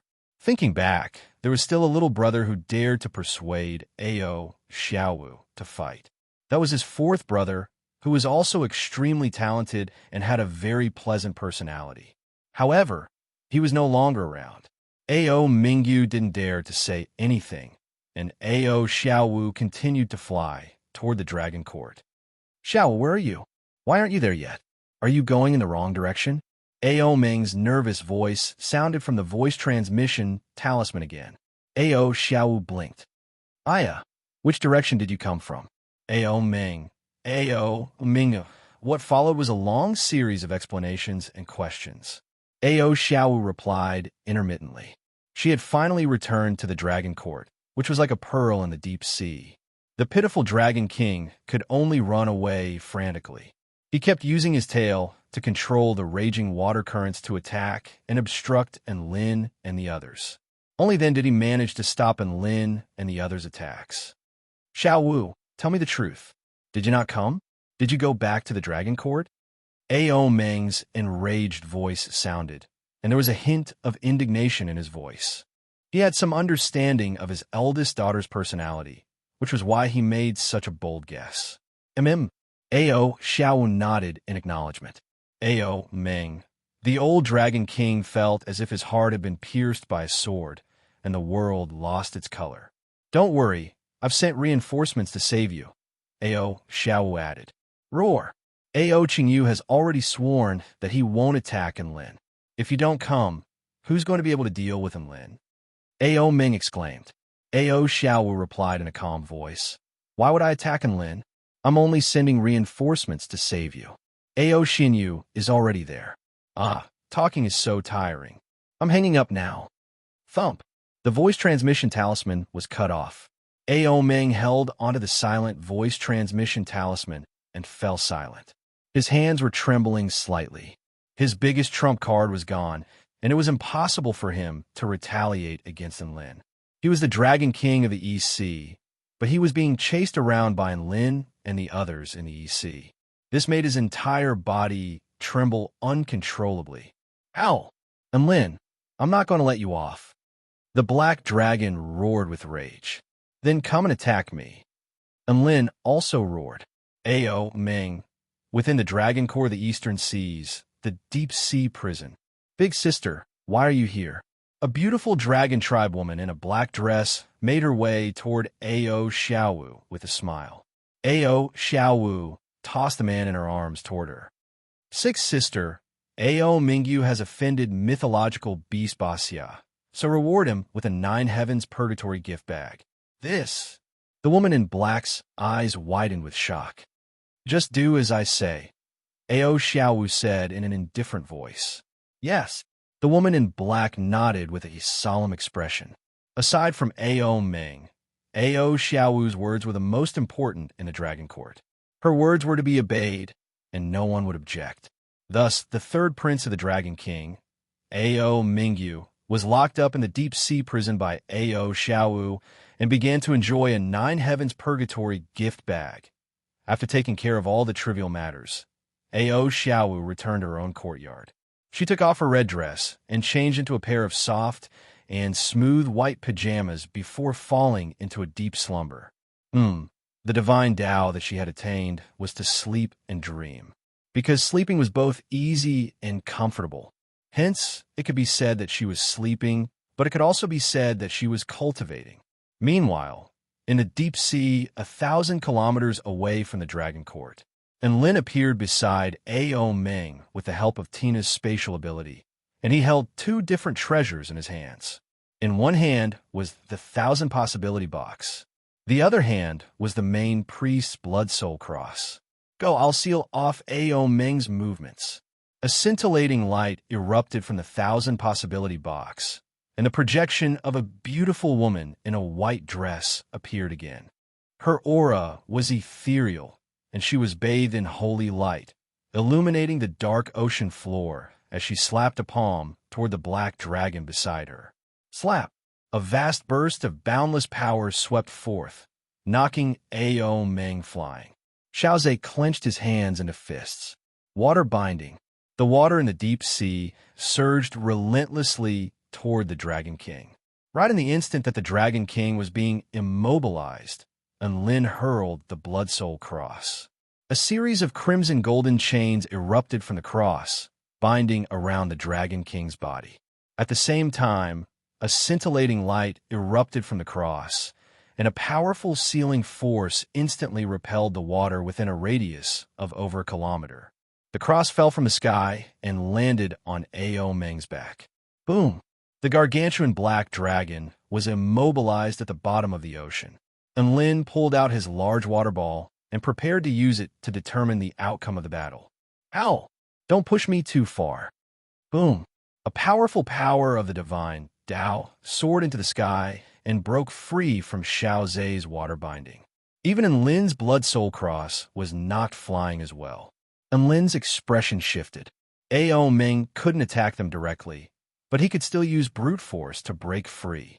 He was just about to yell for Tina to use her spatial skipping to close in on Ao Ming. At this moment, another burst of laughter erupted in the distance. Ha ha! I've heard that sect leader Enlin is able to crush return to void final stage mighty figures at the soul formation stage. I, Ao Xinyu, want to see if you can suppress my spear today. A cold light appeared in the extremely far distance. It instantly sliced through the entire ocean. The extreme sharpness of the blade was astonishing. Chapter 11:27. The spear was like a dragon slicing through heaven and earth. In that instant, Enlin was struck by an extremely powerful sense of impending death. His opponent was clearly a return to Void final stage mighty figure. Without hesitation, he took out the chaotic alloy brick and enlarged it in front of him to protect himself. Boom! The spear projection struck the chaotic alloy brick, and the white light exploded. An earth-shattering power poured forth, and even the seabed continent was torn to shreds by the shockwave. Enlin was knocked back over 10 kilometers before he was able to stop himself. Ha ha! The mighty sect leader of the 4-9 immortal sect can only defend against my spear. A man wielding a silver spear with a dragon engraved on it chuckled with a hint of disdain in his eyes. He was tall and broad with a white buzz cut, and he wore a silver and blue battle robe with a hint of battle intent on his face. "Don't disturb my master!" Xiao Zhe roared with rage as his inky black dragon tail swept toward Ao Xinyu with unstoppable force. Right at this moment, a huge blue dragon suddenly tore through the seawater toward them. Twisting dragon palm. The huge dragon made a divine seal with its claws, which swept toward Xiao Zhe's dragon tail. The extremely powerful palm strike collided with the dragon tail, causing the space around them to twist and shatter, and the seawater within a radius of close to 10 kilometers was instantly swept back. Both sides were knocked back by the force of the collision. "Who are you?" Xiao Zhe's expression darkened. "So much for the primordial dragon tribe." A smile appeared on the huge blue dragon's face. "I'm the general of the Dragon Court's Divine Guardian Squad, Lu Zhenhai." Xiao Zhe's expression darkened. His opponent was also a mighty figure at the pinnacle of the return to Void intermediate stage, and he was a veteran of countless battles. "General of the Divine Guardian Squad? Why isn't the team leader of the Divine Guardian Squad here?" Xiao Zhe. Enlin asked. Thinking back, Xiao Zhe was extremely in love with Bai Lian, and the Dragon King had forcefully betrothed Bai Lian to Xiao Zhe in order to win over that divine general. This was actually one of the reasons why Bai Lian had left the Dragon Court. That useless team leader should not have come here to embarrass himself. "We'll have to take care of you ourselves." Lu Zhenhai stared at Enlin with a scorching light in his eyes. Enlin rolled his eyes. "Take care of us? Don't you have any sense of propriety?" Setting aside Dao integration stage super mighty figures, he had slain so many return to Void stage mighty figures that he couldn't even count on two hands the number of return to Void stage mighty figures he had slain. Who gave a dragon tribe cultivator at the pinnacle of the return to Void intermediate stage the courage to say something like this? Lu Zhenhai was very stubborn, but Ao Meng was a coward. "Xinyu, is your big sister not here?" Ao Meng reverted to his human form and flew to Ao Xinyu's side. "How could she possibly come?" Ao Xinyu chuckled. "Don't worry, father. I alone am more than enough to deal with Enlin. I've already investigated him, and aside from some special artifacts, his combat prowess is still quite far below that of a return to Void final stage cultivator. He's not as powerful as you think he is." Enlin raised an eyebrow. This Ao Xinyu sure was arrogant. "You have no idea who you are facing. Are you tired of living? Get back to the Dragon Court." Ao Meng roared. "Father, you probably don't even know how powerful I am, right? I'm going to show you my true power." Ao Xinyu had no intention of running away. He had lost the mind battle entirely because he didn't know his opponent well enough. As long as he shrunk down to his dragon human form, how would he be afraid of Enlin's large water ball? If he didn't unleash any powerful spell techniques, how would he be defeated by Enlin's strange mirror? "Enlin, this ocean will be the place where you perish." Ao Xinyu let loose an enraged roar as the white power of the divine Tao enshrouded his silver spear, imbuing it with an extremely sharp light. This power of the divine Tao was powerful enough to annihilate all things, and it was so terrifying that even the seawater around the silver spear was reduced to the tiniest particles. This was his divine Tao, the wind-crushing divine Tao. A smug smile appeared on the blue dragon's face. Seventh Prince Ao Xinyu spear techniques are unparalleled in the entire eastern region of the Taichu continent, and he was renowned throughout the world for killing the poisoned demon emperor of the East Sea with a single spear strike. He's extremely proficient in killing, and even I have to concede defeat to him. And Lin smiled. Unparalleled in the eastern region of the Taichu continent in spear techniques? Or God, is that a self-proclaimed title? And Lin, who possessed the God of War system, was extremely indignant. You'll find out soon enough whether it's a self-proclaimed title or not. Ao Xinyu raised his head as battle intent surged from his body, and the spear in his hand trembled. Boom! Ao Xinyu charged toward Lin with a silver spear in his hand, and the power of the wind-crushing divine Tao revolved around his body, annihilating everything around him. He created a vacuum in his wake with no resistance whatsoever, and his speed was even faster than the speed of lightning. And Lin activated his fire god mode and his divine inspection technique at the same time to capture the trajectory of the spear projection. The spear projection was extremely fast, and even Lin in his buff state was struggling to keep up. Wings of Wind, Kuan Peng Travel. He raised his speed to the maximum and evaded the spear projection by a hair's breadth. The silver spear swept past his waist and punctured the ocean for several dozen kilometers behind him. Here's my chance. And Lin focused his gaze, and an extremely terrifying power instantly erupted from his fist, which was imbued with divine flames and holy flames as it crashed down upon Ao Xinyu.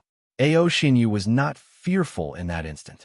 Instead, a triumphant smile appeared on his face. Arc of the Divine Spear. The silver spear began to elongate and bend under the pressure of the wind-crushing divine Tao, and the sharp spear projection was deflected by 180 degrees before stabbing toward Lin's back.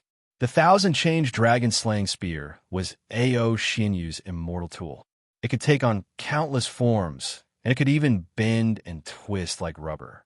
This spear, combined with his wind-crushing divine Tao, allowed it to attack in a myriad of different ways, but it was also able to maintain absolute toughness and destructive sharpness. No battle is completely safe. I'm already prepared to be injured in order to kill you. Ao Xinyu ignored Lin's fist as a sinister smile appeared on his face, and he injected all of his power into his spear. And Lin definitely wouldn't be able to evade this attack. Right at this moment, a green light erupted. An extremely sturdy suit of armor suddenly appeared over Lin's body, materializing into solid form. Ao Xinyu's pupils contracted, and his eyes widened. His spear technique struck Lin's armor, but it was unable to penetrate it in a short period of time. At this moment, an extremely terrifying fist had already crashed into his body, making his entire body cave in. His flesh, bones, and meridians all began to crack in an instant. Boom! The power of flames rippled through the air for over 10 kilometers. PFFF. Ao Xinyu's eyes widened, and he threw up a mouthful of blood as his body flew through the air like a cannonball for several kilometers. Xinyu. Ao Meng yelled in a panicked voice. Seventh Prince. Lu Zhenhai's expression also shifted drastically. Ao Xinyu wore an expression of shock and horror. How do you know the top-rate spell techniques of the Heavenly Turtle Tribe? And Lin's green turtle shell was extremely dazzling. Outside the turtle shell, scorching flames were burning as if they were going to evaporate the entire ocean. This was the fire god turtle immortal mode. He slowly withdrew his fist. The number 1 spear technique in the eastern region of the Taichu continent? It's nothing special. Chapter 1128. Ao Xinyu was infuriated by Lin's words, and he threw up another mouthful of blood. What's your relationship with the Heavenly Turtle Tribe? Why do you know their top-tier defensive spell technique? He gripped his spear tightly, and his expression was no longer as relaxed as before. As for why he thought that Lin's spell technique was a Heavenly Turtle Tribe spell technique, he couldn't deny it after seeing that dazzling turtle shell.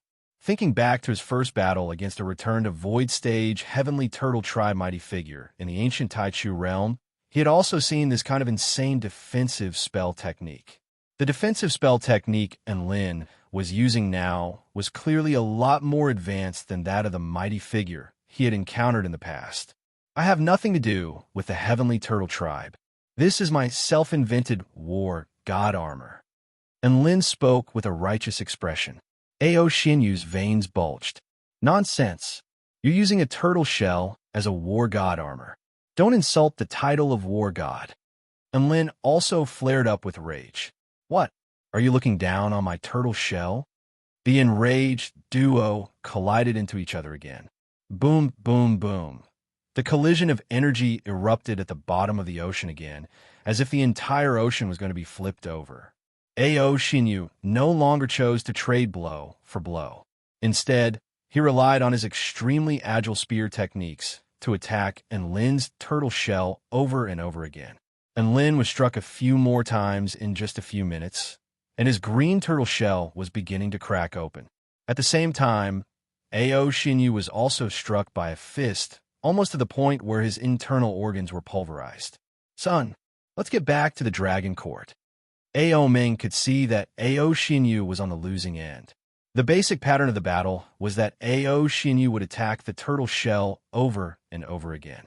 Enlin's health would drop by 100, minus 100, minus 100. Then Ao Xinyu would be struck by a fist, and his health would drop by 1,000 F astra CK.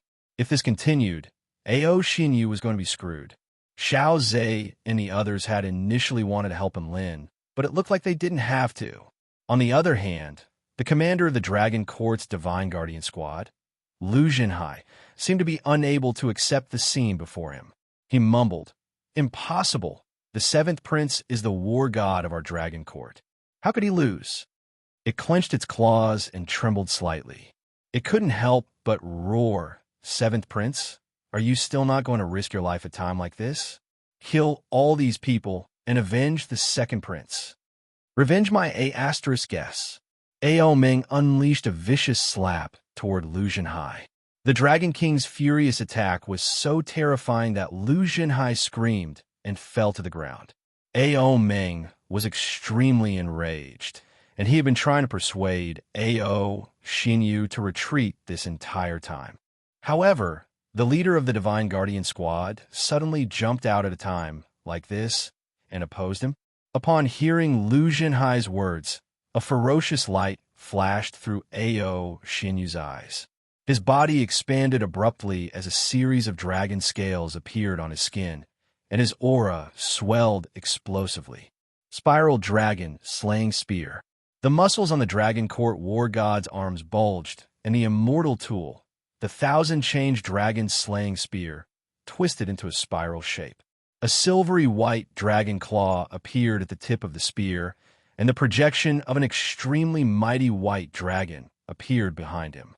This was the technique that had made him renowned across the entire Taichu continent. Just one spear strike was enough to kill a poisoned demon emperor of the EC at the pinnacle of the return to Void Intermediate Stage. Go!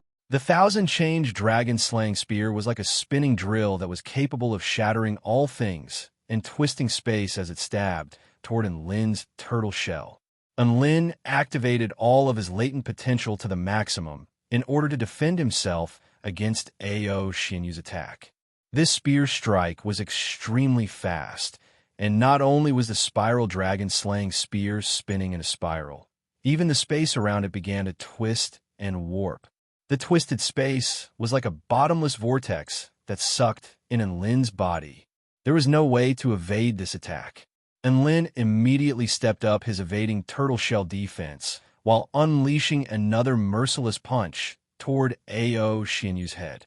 The spiral dragon slaying spear pierced through the turtle shell in a frenzy.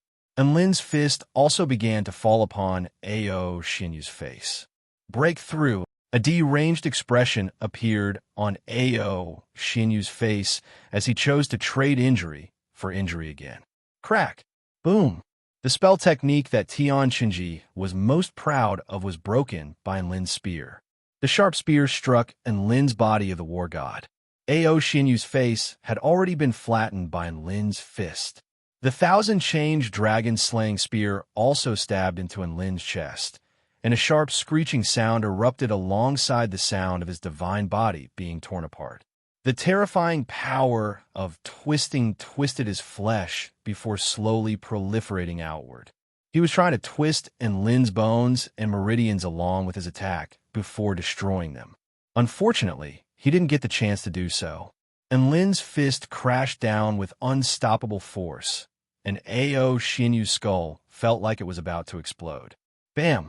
An earth-shattering boom erupted. Ao Xinyu's head was flattened, and his eyes rolled over into the back of his head as he threw up blood and shattered teeth. Right before the astonished eyes of Ao Meng, Lu Zhenhai, and Xiao Zhe, the Dragon Court war god was knocked flying for tens of thousands of meters by Enlin's fist. Enlin was still standing on the spot. The shattered turtle shell gradually disappeared, but the flames were still burning, illuminating the entire inky black seabed like the sun. He held a hand over the ghastly hole in his chest, but his expression didn't change in the slightest. At that moment, he was like an invincible war god. Dragon Court war god? Is that all you've got? He spoke in a nonchalant voice, but no one dared to say anything. The general of the Divine Guardian Squad opened his mouth, but he couldn't find any words to retort. A faint smile appeared on Enlin's face before he pulled out a fifth-grade immortal fruit from his storage ring and began to chew on it. This immortal fruit was known as the Sixth Revolution Azure Essence fruit, and it possessed extremely powerful healing effects. His injuries were actually more severe than they appeared on the surface. Xinyu. Ao Meng yelled as he charged toward Ao Xinyu. Enlin yelled at Xiao Zhe and the others, "Get Ao Xinyu for me." Xiao Zhe, Bryce, and Su Xiaolan all began to hold off Lu Zhenhai. Tina had mastered spatial skipping, so she was even faster than Ao Meng in short-distance sprinting. A white streak of light flashed, and she instantly appeared before Ao Xinyu. She grabbed Ao Xinyu and performed another spatial skipping to appear before Enlin. Enlin grabbed Ao Xinyu and pressed his evil-slaying sword against Ao Xinyu's neck.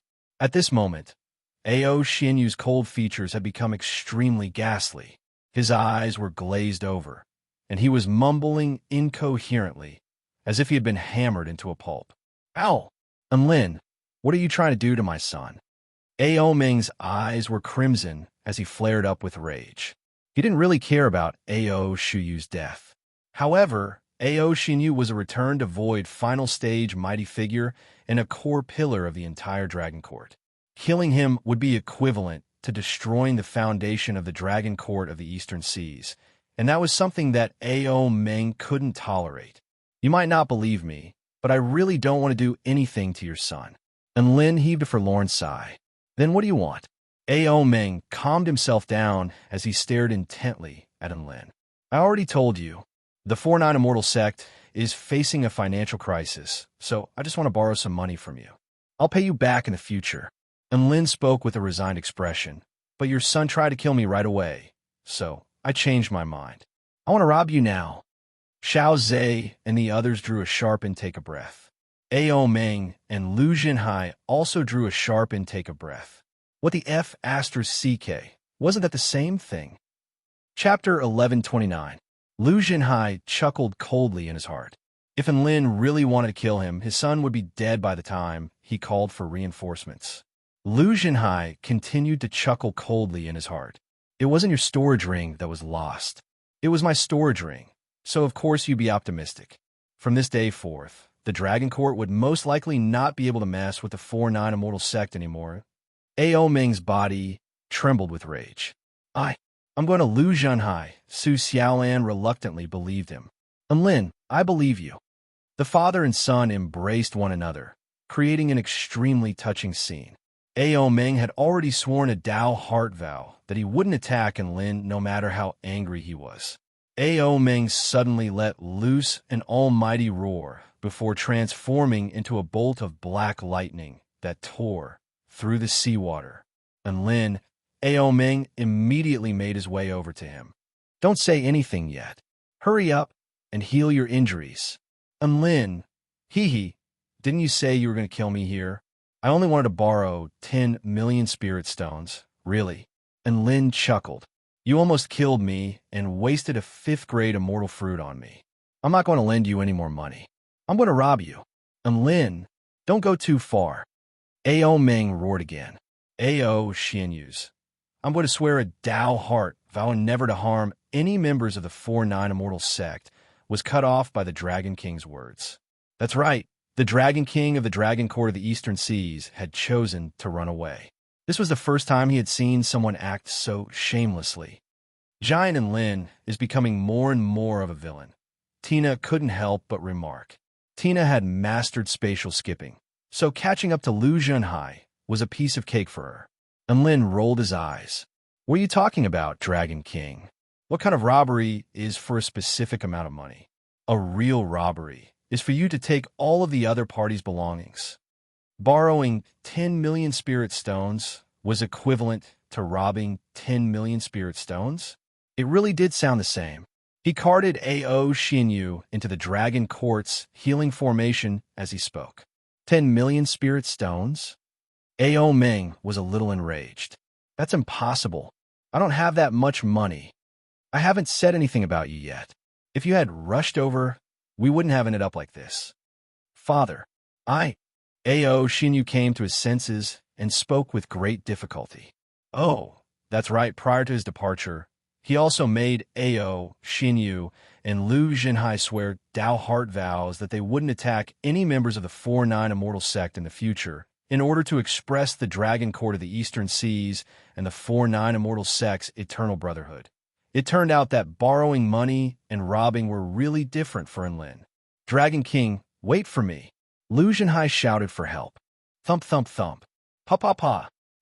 Da, poo, pu, pu. And Lin handed Ao Xinyu over to Lu Zhenhai before extending a salute. Thank you for your generosity, Mr. Lu Zhenhai and Mr. Ao Xinyu. I'll be sure to remember what you've done for me, and I'll be sure to repay you once the 4-9 immortal sect transcends this ordeal. No problem. Leave your storage rings behind, and I'll keep Ao Xinyu safe. And Lin patted his chest. I'm a professional. Ao Meng was enraged by Ao Xiaowu's reaction. Stop. Don't let him get away. And Lin suddenly yelled. The 7th Dragon King Prince thought about it for a moment before giving up in the end. Ao Meng seemed to be able to guess what they were thinking, and a pained expression appeared on his face. Don't blame me for leaving you behind to get reinforcements.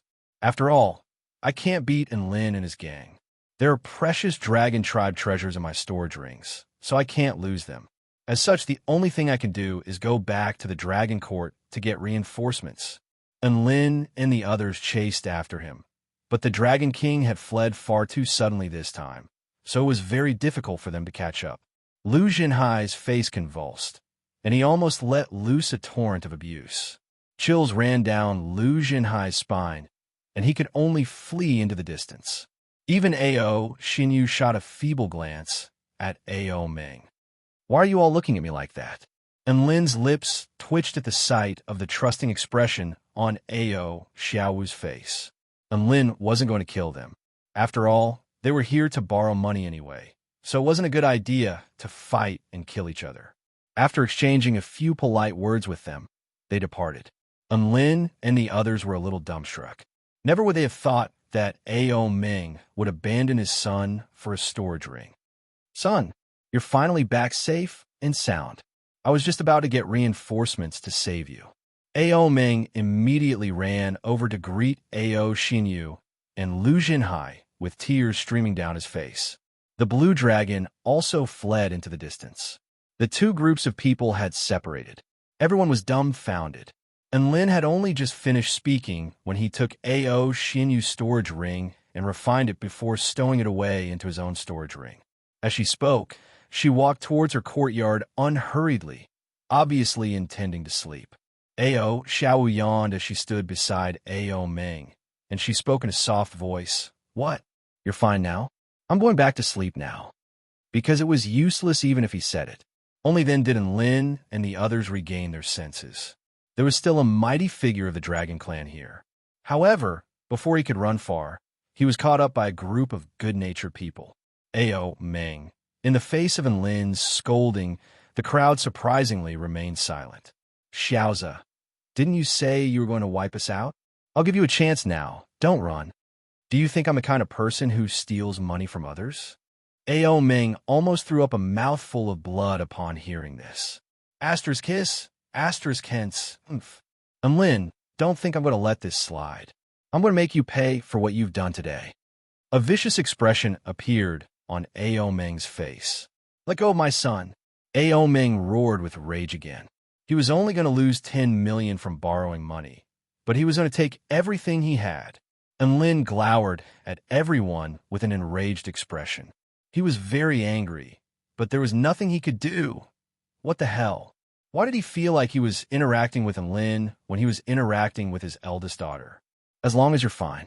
You have to learn to be optimistic and optimistic. After all, where there's life, there's hope. Even if your storage ring is stolen, you can still earn it back in the future. Ao Meng consoled. Enlin had successfully converted 2 Dragon Court mighty figures from enemies into friends. This was an extremely touching sight to behold. He even wanted the storage rings of other Dragon Clan mighty figures. Was he trying to kill all of them? I'm glad you understand. Ao Meng gave Ao Xinyu a hug with excitement. Ao Meng asked, what do you plan to do now? Ao Xiaowu did not retort in the face of Ao Meng's rebuke. Instead, she nodded slowly. All right. It's all my fault. If there's nothing else, I'm going to sleep now. They had stumbled into a blind spot, and they had finally come to their senses. A smile appeared on Su Xiaolan's face. Hasn't he always been like this? I've never seen him suffer a loss. If someone tries to bully him, he'll definitely try to bully them back even more. Enlin was completely unmoved. Ao Meng, your son is still in my hands. Do you not want him anymore? Enlin transmitted his voice to Ao Xinyu. Ao Xinyu added in his mind, you're just afraid of death and losing money, right? I understand. Everyone drew a sharp intake of breath. The Dragon King was enraged, and the seawater within a radius of over 50 kilometers surged violently, as if it were gathering power. I understand. Ao Xinyu spoke with difficulty. Lu Zhenhai lay at the bottom of the ocean with bruises all over his face, and his storage ring had been taken by Enlin. Ao Xinyu's features paled. Lu Zhenhai returned to the Dragon Court with Ao Xinyu. You have to believe me. However, there was no response from the black dragon in the distance. Chapter 1130. A huge splash erupted over the boundless ocean. The black dragon, over 10,000 feet in length, let loose an elated roar before landing on a nearby island. Its arrival made all of the living beings on the island tremble in fear. Little Xiao, don't make too much noise when you land. It's not good to scare some of the plants and flowers. Enlin leaped down from the black dragon's head before instructing in a meaningful and heartfelt voice. Yes, master. The black dragon nodded obediently before transforming into a handsome young man again. Enlin sat on the beach with Xiao Zhe, Bryce, Su Xiaolan, and Tina all gathered around him with anticipation in their eyes as they looked at Enlin. I've heard that the dragon tribe has a lot of treasures. Is that true? Tina's gem-like eyes widened as she flew around Enlin and stared at his storage ring. Bryce shook his head. I've heard that the dragon tribe is the wealthiest tribe among all of the major tribes, and they love to hunt and hide treasures. There must be a lot of treasures in there. But the dragon tribe likes to hide treasures, but they don't necessarily hide them in their storage rings. They like to store their treasures in their treasure vaults and look around when they have nothing better to do. Su Xiaolan offered a different opinion. Xiaolan is right. That's exactly how I am. Xiao Zhe nodded in agreement. Enlin swallowed. There's no point in talking about this. We'll know how many treasures there are when we open the storage ring. Now it's time to open the storage ring. He refined and opened Lu Zhenhai's storage ring first. He was the leader of the Divine Guardian Squad of the Dragon Court of the Eastern Seas, a mighty figure at the pinnacle of the return to Void intermediate stage. Just what kind of treasures would he have? He completely exposed the contents of the storage ring to make it look like he was opening the storage ring. Rumble, The ground tremored violently. Everyone was dumbstruck by the scenes unfolding before their eyes. Xiaoze murmured to himself, "What is this?" What had appeared before everyone was a mountain of beautiful women. Each of them was a beautiful woman in a myriad of poses. They were all smiling sweetly and had exquisite dragon horns on their heads. Everyone was mesmerized by the sight of the mountains of beautiful women. And Lin silently made his way forward and laid his hand on one of the busty beauties. This is fake. There's no aura of life, but it's soft and warm. He really couldn't think of any words to describe his current mood. He was dizzy from a mountain of beauties in front of him. Xiao's mouth was dripping with glittering liquid. Is this a work of art? And Lin's mouth twitched. What a piece of art. Wasn't this just an inflatable doll from the mortal world? It was just that this thing was more lifelike than the ones in the mortal world, and it felt better. Huh. If that's the case, it doesn't sound bad. Jine and Lin, this thing is so disgusting. Let's just return it, Tina said with a disdainful expression. And Lin was about to retort. Su Xiaolan sneered, "Return my ass." And Lin was overjoyed and shouted, "Understanding orchid." Su Xiaolan continued, "Such a disgusting thing. Of course we should burn it." And Lin, "Why does Lu Jinhai have so many female dragon tribe cultivators? Could it be that he's plotting to create some kind of powerful puppet army?" Bryce analyzed with a serious expression. "That's right. That's very likely the case. We have to keep these things and unearth the truth behind them," Xiaoze said with an excited expression. And Lin nodded in agreement. "Leave it to me to unravel Lu Junhai's plot." He didn't even get a chance to finish his sentence when flames suddenly fell from the sky. Boom! The holy flames roared and illuminated the entire island, as if they were going to purify all evil in this world. The mountain of beauties in front of everyone was instantly incinerated into ashes by the holy flames. And Lin and Xiao's mouths gaped open, and they felt as if their hearts had been torn apart. Lu Jinhai's evil artifact must be destroyed while it's still in the cradle. We have to be decisive and eliminate it from its roots. Su Xiaolan spoke with a serious expression as a few wisps of holy flames revolved around her fingertips. And Lin and Xiaoze, "You're right, Xiaolan. Well done." Tina yelled in support. There was always a mountain higher than the one before it. When the righteous rose a foot, the evil rose 10. And Lin and Xiaoze could only accept this cruel reality after their hearts throbbed with heartache. At this moment, in the dragon court of the eastern seas, Lu Jinhai, he was recuperating from his injuries as he heaved a forlorn sigh. "Sigh, I've planned and built a harem of beautiful female puppets for such a long time. And Lin and the others really got off easy. If I get the chance in the future, I'm going to take back my harem." Hatred flashed through Lu Jinhai's eyes as a ball of flames burned in his chest. However, what he didn't expect was that this dream of his would never come true on an unknown island. After the group of unknown beauties had been purified, there were still many treasures that appeared from his storage ring. And Lin did an inventory to find that there were a total of 3,200,000 spirit stones, 6 high-rank spirit tools, 20 spirit pills, 2 immortal pills made by the dragon tribe, several tons of special sea products, and a pile of shiny golden metal objects that he didn't know if they were useful or not. All in all, it was not bad. The spirit stones were handed over to Xiaoze for safekeeping. The immortal pills made by the dragon tribe were very useful to dragon tribe mighty figures, so Lin gave all of them to Su Xiaolan. She had the bloodline of a true dragon, so these immortal pills were very useful to her. As for the rest of the treasures, they were split among Lin and the others. Let's see what Ao Xinyu has next. An excited smile appeared on Lin's face. This Dragon Court war god should be able to give them a pleasant surprise. The storage ring was refined, and all of the spatial items were released. Rumble. Another burst of violent tremors erupted. Lin was almost blinded by the sight of a shimmering golden mountain. That's right. Everyone was blinded again. Lin took a deep breath. Is this a King Mountain of Gold? The mountain in front of him was very layered and looked very beautiful. It exuded the light of a tycoon under the sun. Xiaoze couldn't help but make his way over to touch the mountain before him, upon which his entire body began to tremble. Master, this really is a mountain of gold, and it's a mountain of 99,999,999 gold. We're rich. Unlin was completely dumbstruck. This mountain of gold was around 100 meters tall. How much would it be worth based on the shape of a pyramid with a 60-degree angle?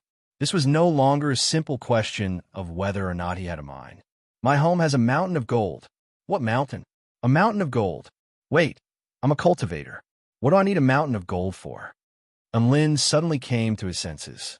A cold expression then appeared on his face, as if he didn't care about money at all. Master, if you don't want it, give it to me. Xiaoza's breathing accelerated. Su Xiaolan's face was also flushed. What a beautiful mountain. Unlin was dumbstruck. Weren't these two a little too worldly? Right? The dragon tribe seemed to have a special liking for shiny golden items. In the end, Unlin gave this strange mountain of gold to Xiaoza. Chapter 11:31. After the golden mountain was distributed, Ao Xinyu still had some other things. Unlin didn't take Ao Xinyu's immortal tool, the 1,000-change dragon-slaying spear. Perhaps it was because Ao Xinyu was holding onto the spear with a death grip even when he was about to be hammered to death. Or perhaps it was because Unlin had thought of the principle of leaving a way out for others in the future. Seeing as Ao Xinyu was so insistent, Unlin decided to leave the immortal tool to Ao Xinyu. He didn't lack an immortal tool anyway. On the island, vital stones were piled up in a dense pile. 1,120 vital stones. That's the equivalent of 11,200,000 spirit stones. He's so rich. Unlin couldn't help but exclaim. We've finally gathered all the spirit stones we need to repair the Starfire battleship. Xiao Zhe was elated. Confiscate all of the spirit stones. The rest will be the sect's discretionary funds. Unlin waved a hand and made arrangements for the pile of spirit stones. Then, there were over 20 spirit tools, over 50 spirit pills, and a large pile of treasures of the EC. Unlin only wanted sword-related spirit tools and gave the rest to Su Xiaolan and the others. Everyone picked out the treasures they needed from the ground. In the end, there was only a pair of gargantuan white claws. Everyone revolved around this pair of white claws as they pondered their uses. Unlin had used his divine inspection technique to confirm that this was a divine rank bone claw left behind by a Dao integration stage divine dragon of the primordial dragon tribe. Even though he didn't know how Ao Xinyu had obtained this, it was undoubtedly the most valuable item. Living beings related to the dragon tribe might be able to attain some enlightenment from this ancestor's claws. How about I take one claw and Master's wife takes the other? Xiao Zhe suggested. Su Xiaolan's heart warmed up upon hearing this. That's a good idea. And Lin didn't have any objections, but the image of a white figure suddenly flashed through his mind, and he immediately spoke up for Dabai. I think Dabai's technique is called the Chaotic Sky-Crushing Claw, right? It's a high-rank spirit tool that's about to rank up. Can we add some dragon claws to it to make it even more powerful? Xiaoza patted his chest. Don't worry, leave this to me. I know a thing or two about forging. A little bit? Can you do it? Don't blow up Dabai's claws. And Lin was a little worried. Xiaoza scratched his head and said, Master, I'm actually quite humble. What I mean is, as long as you give me enough materials, I can even create immortal artifacts. And Lin, my God, you're actually such an awesome armament refiner. Only now do I know. Why didn't you tell me earlier? And Lin was shocked. But you didn't ask. Xiaoza looked aggrieved. Su Xiaolan rubbed the space between her eyebrows. I'm afraid this is the master who understands his disciples the most in history. And Lin suffered a critical blow.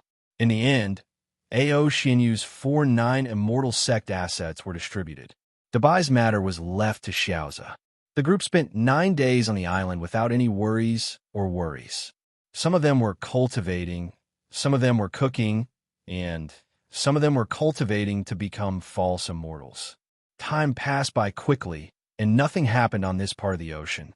However, Lin and the others knew that the real battle was only about to begin. It was time to pay respects to the ancestors on Heavenly Dragon Island. The main mission of the 4-9 Immortal Sect's money-borrowing team had already been completed.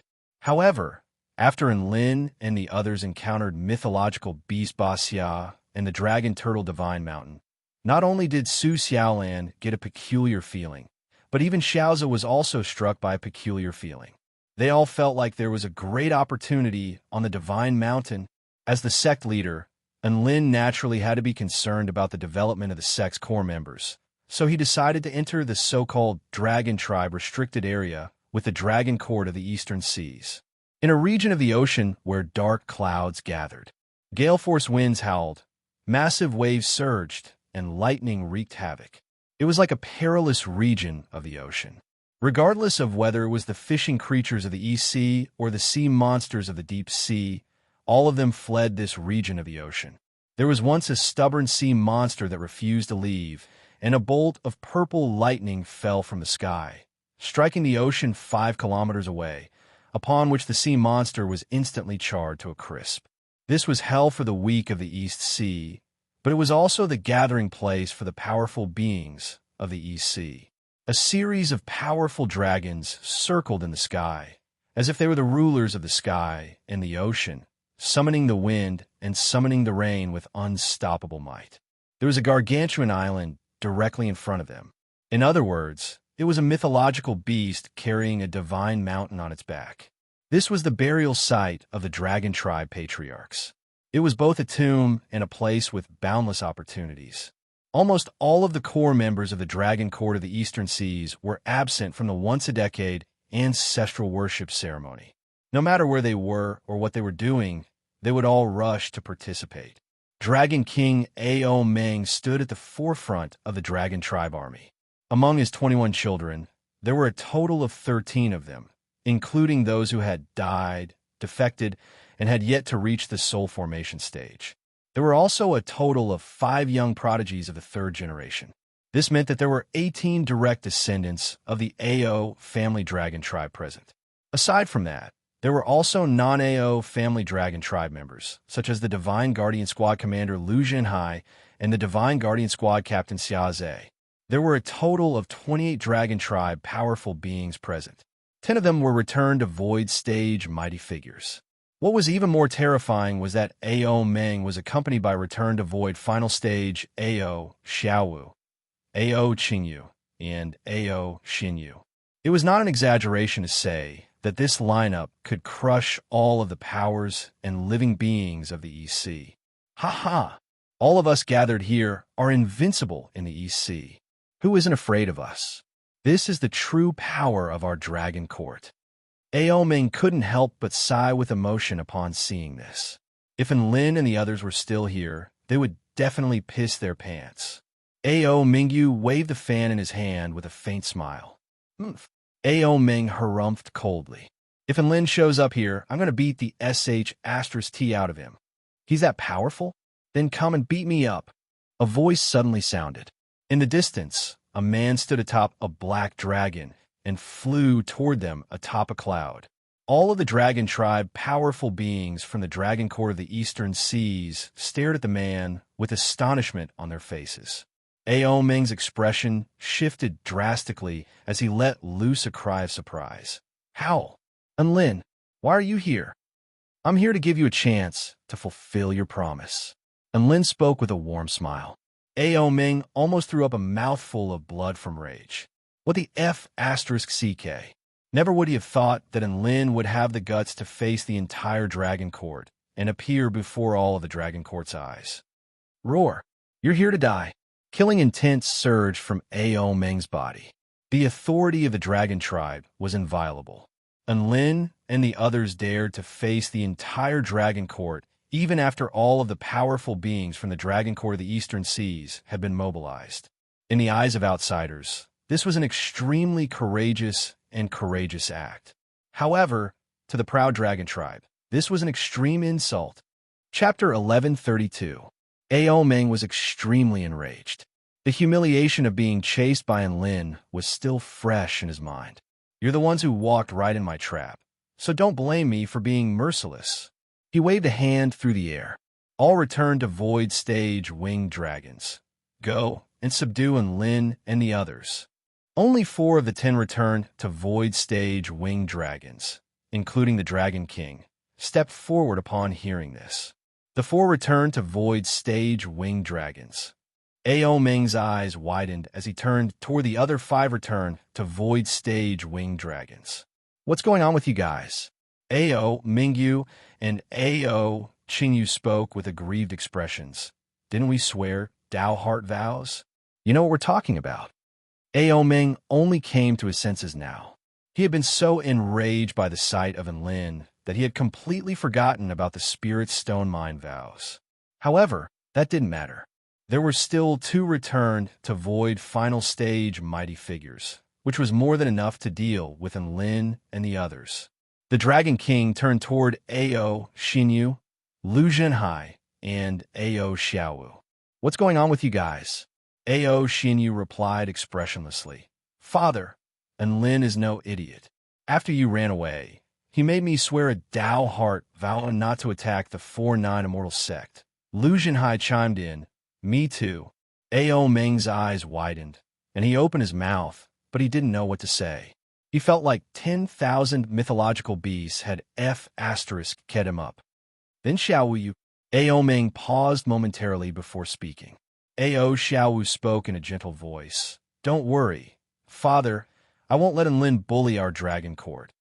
Ao Ming heaved a sigh of relief and was just about to speak. However, I won't take the initiative to battle either. If I'm also forced to swear a vow, then our dragon court will be screwed. Ao Ming. His words were stuck in his throat, and Lin almost burst into laughter upon seeing this, and he cracked his knuckles with a benevolent smile. So the dragon court is only sending these 4 people to practice with? The 4 returned to Void Stage winged dragons shuddered, and they silently retreated behind Dragon King Ao Ming before looking up into the sky and whistling as if nothing had happened. None of the 4 returned to Void final stage mighty figures of the Dragon Court appeared. Among the 4 of them, the most powerful one among them was only at the return to Void intermediate stage. How were they supposed to fight Lin? Fight my ass. Wasn't he looking for trouble? It wasn't like they were mortal enemies, so why did he have to humiliate himself like this? Ao Ming's face turned even redder with rage upon seeing this, and he gritted his teeth so hard that sparks were about to explode. Was the 4-9 immortal sect the natural nemesis of the Dragon Court? It shouldn't have set its eyes on that mine a few months ago. Ao Ming was both remorseful and angry. The 2 forces were locked in a stalemate. With Ao Xiaowu not participating, none of the Dragon Court powerful beings dared to attack the 4-9 immortal sect. And Lin wasn't going to take the initiative to fight the Dragon Court either. If Ao Xiaowu got serious, then even he would most likely be unable to handle it. The risk was too great, so it was better to play it safe. Haha! Who would have thought that the ancestral worship ceremony would be so interesting? Finally, it's not going to be so boring. A majestic voice suddenly rang out, inadvertently producing sound waves that even formed shock waves, creating huge waves in a radius of several dozen kilometers. Mythological beast Ba Xia raised its head, and a smile appeared on its face. The green veined patterns on its skin were like ravines, and its face was slightly furrowed. This was a very devilish smile, indicating that it was enjoying itself immensely. All right, it's time for the ancestral worship ceremony. All eligible Dragon Tribe descendants may proceed to the Dragon Turtle Divine Mountain to pay their respects, Ba Xia announced. Boom! A semi-transparent blue halo began to appear. This was the enchantment barrier that Ba Xia had set up. At the same time, a blue gate of light appeared in front of the Divine Mountain. From information provided by Bai Lian, and Lin and the others knew that this gate of light was the passageway to the ancestral worship ceremony grounds. As long as they could pass through it, they would be recognized by the ancestral worship ceremony grounds. Let's go. Ao Ming repressed the rage in his heart and shot a glance at Lin and the others before transforming into human forms and flying toward the gate of light. Unlin and the others looked at one another before following along behind them. One dragon court of the Eastern Seas dragon tribe cultivators after another passed through the Gate of Light. A dangerous light flashed through Ao Meng's eyes at the sight of Enlin and the others following along. He, sect leader Enlin Shure, is brave to allow Xiao Zhe to enter this divine mountain by himself. Our dragon tribe will be sure to entertain our brethren well.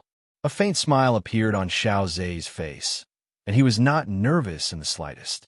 He swaggered into the Gate of Light. Dragon King Brat, you have to entertain me well. If you don't, I'll hold you responsible.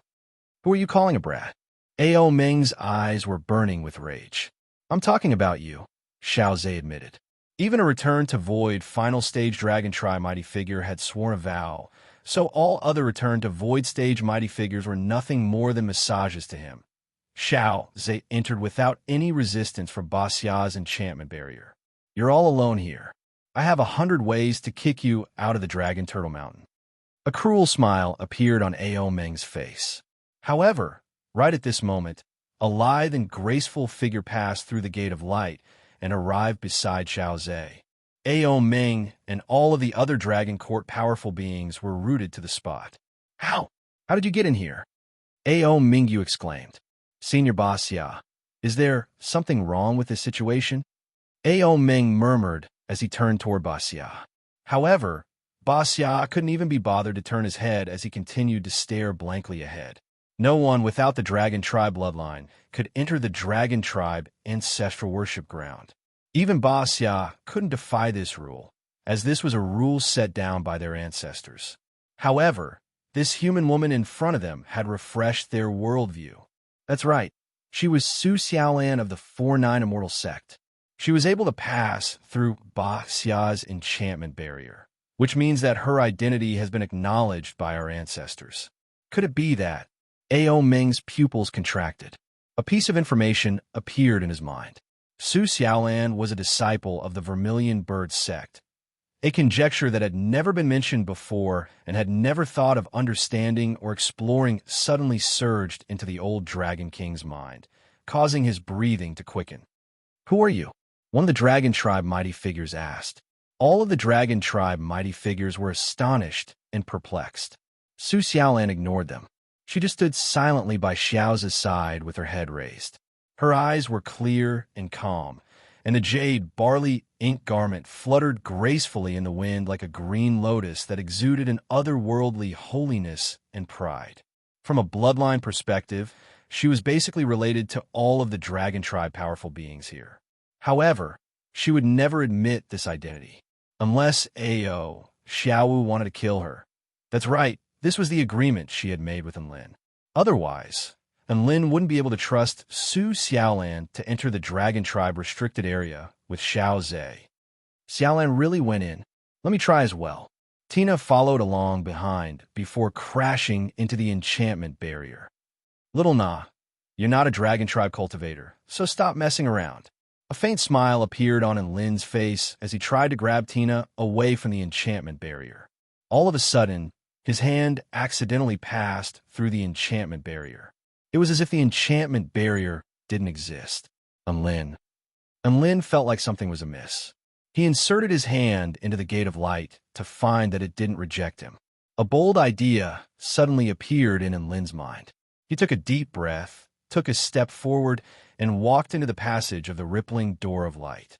3 seconds later, Enlin appeared beside Xiao Zhe and Su Xiaolan, and he scratched his head in confusion. All of the powerful beings from the Dragon Court of the Eastern Seas and the 4-9 Immortal Sect were completely dumbstruck.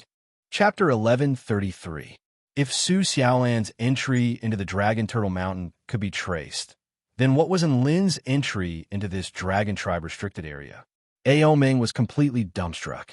Not only were all of the Dragon Tribe cultivators dumbstruck, but even their allies were also dumbstruck. Oh, right. Enlin himself was completely baffled as well. He knew that he didn't have the Dragon Tribe bloodline.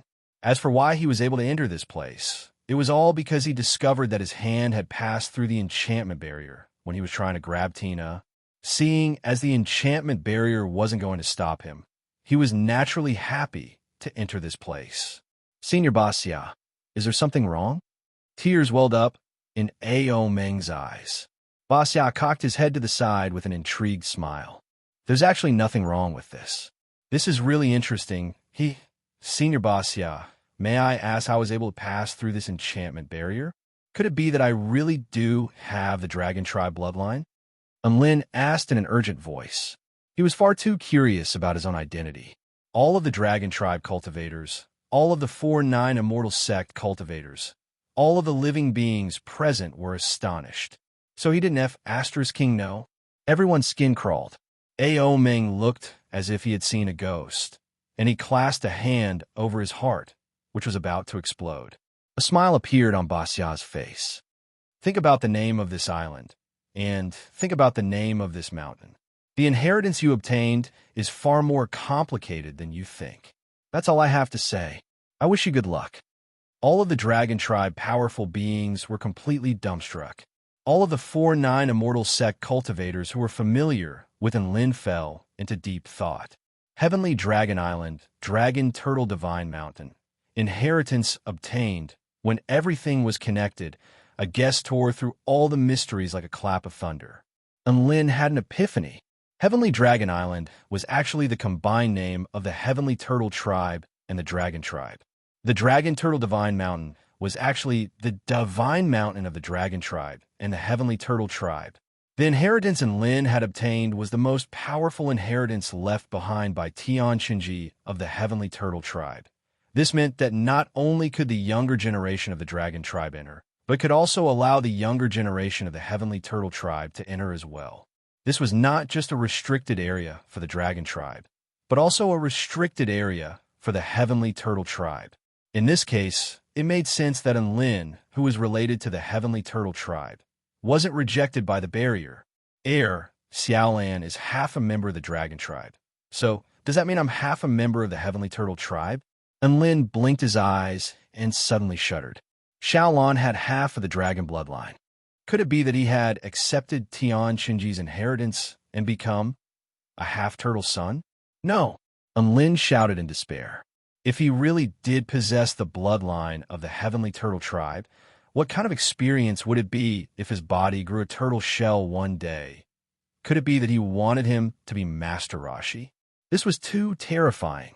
Everyone was shocked by Lin's sudden, shattering cardiac roar. What was going on? Lin, are you all right? Su Xiaolan hurriedly rushed over to support Lin. Lin's features were deathly pale, and he shook his head with difficulty. I'm fine. Su Xiaolan's brows furrowed. You don't look fine at all. I'm really fine. I just thought of a certain unrealistic possibility. Lin waved a hand and decided not to think about that possibility. He turned toward Tina and Bryce, who were still outside the enchantment barrier. Wait for me outside. Be careful. All right, Jine and Lin, you have to be careful too. Tina sat down on Bryce's branch and waved goodbye with a dainty smile. Ao Meng turned to Lin with a grave expression. If Xiao Zhe and Su Xiaolan had just come in, he wouldn't have been so concerned. However, Lin's combat prowess was comparable to that of a return to Void Final Stage super mighty figure.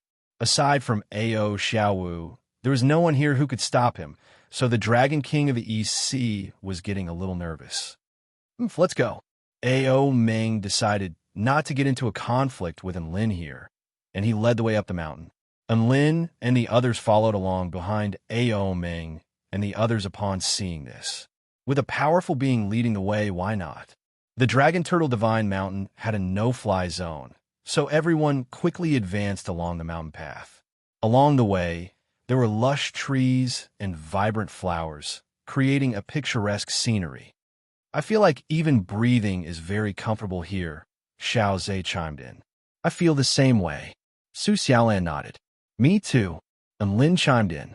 Xiao Zhe and Su Xiaolan turned toward Lin with peculiar expressions on their faces. Why are you two looking at me like that? Lin was quite dejected. Su Xiaolan asked in a faint voice, Are you really a turtle? It's the inheritance of the Heavenly Turtle Tribe. Lin clasped a hand over his chest with an earnest expression. A moment later, he was a little elated. But I didn't think that you would be able to guess that. Master, that green turtle shell of yours is so obvious. It's very easy for me to associate it with you. Xiao Zhe lashed out. Green F asterisk king shell. And Lin swore to himself that in order to maintain his dignity and image, he would never use the evading turtle technique again. They were over 50 kilometers away from the summit of the Divine Mountain. Everyone had used spell techniques during their ascent, such as the wind flame wheels, the fleeting steps, or the ability to leap several hundred meters at a time. Not long after that, they reached the summit. In contrast to the spring weather at the base of the Dragon Turtle Divine Mountain, the summit was extremely cold. White snow stretched as far as the eye could see, and snowflakes danced in the sky. The summit of the mountain seemed to have been leveled by someone, as it was extremely flat. There is an extremely majestic statue of a huge dragon standing at the very center, and there were flourishing blue cherry blossoms growing all around it. The cherry blossoms danced in the chilly wind, and they seemed to be exuding the power of frost. Is that dragon the ancestor they're praying to? And Lin looked up at the dragon. From its appearance, there was nothing special about the statue. It was just an ordinary azure dragon that coiled in the air. It looked up at the sky with a proud and domineering expression, as if it were the ruler of heaven and earth. And Lin had experienced this feeling in too many places, so he had developed antibodies against it. That should be the ancestor of the dragon tribe. Su Xiaolan took a couple of steps forward with a scorching desire in her eyes. It must be our ancestor. Xiao Zhe's breathing accelerated as he spoke with excitement. And Lin looked at the two of them with a perplexed expression. Both Su Xiaolan and Xiao Zhe seemed to be very reverent toward this statue. Could this be a special feeling that only members of the dragon tribe could have? He turned toward Ao Meng and the others. He then discovered that all of the dragon tribe powerful beings were looking at the statue with scorching reverence in their eyes. Even Ao, Xiaowu's expression, had become a lot more solemn than before. Is it really that amazing? And Lin was a little surprised. He suddenly recalled that he was related to the heavenly turtle tribe. Would he also be particularly reverent toward the turtle statue after seeing it? Gasp! And Lin drew a sharp intake of breath at this thought. Too scary, this was too scary. He was Lin, sword immortal and the war god of the celestial court. Was he supposed to be reverent toward a turtle? No, that was impossible. Chapter 1134. And Lin's heart sank at the thought of this possibility. Speaking of which, there was a dragon tribe statue at the summit of the Dragon Turtle Divine Mountain, but where was the heavenly turtle tribe statue? And Lin was related to the heavenly turtle tribe, so he couldn't be worshipping the dragon tribe ancestor, right? He looked around, but he couldn't see any tortoises. At the summit of the Divine Mountain, there was nothing else aside from a majestic statue of the dragon tribe ancestor and a forest of blue cherry blossoms. The descendants of the dragon tribe pay their respects to the dragon tribe ancestor. May the dragon tribe ancestor bless our tribe. Ao Meng stood at the forefront of all the dragon tribe cultivators and made a strange hand seal before extending a bow toward the dragon tribe ancestor. All the dragon tribe cultivators behind him followed suit. Xiaoza and Su Xiaolan's expressions also became extremely solemn at this moment as they imitated Ao Meng's hand seal and extended a bow toward the azure dragon statue. At that moment, the giant green dragon seemed to have come to life. It looked down at the group of dragons who were worshipping it. Green particles of light emitted from its body and rose into the sky like fireflies. The dense dark clouds suddenly parted. Boom, boom, boom. Pillars of azure light tore through the dark clouds before descending upon all of the dragon tribe cultivators. Xiaoza and Su Xiaolan were also baptized by the pillars of light. Except for Lin. That's right, Lin was like a husky who had accidentally exposed himself among a pack of wolves. All of the dragon tribe cultivators were baptized by the pillars of azure light, and he was the only one standing there blankly. He didn't know what to do, and he couldn't help but feel a little awkward. He imitated Su Xiaolan and attempted to make a hand seal to extend a bow, but the dragon tribe ancestor completely ignored him. Is this the aura of the dragon tribe ancestor? It's such a pure feeling, as if it's the origin of everything, as if it's the pinnacle of Tao. Su Xiaolan's eyes lit up as she murmured to herself, I understand now. The true path that the true dragon bloodline pursues. Xiaozi seemed to have also attained enlightenment, and he closed his eyes in deep thought.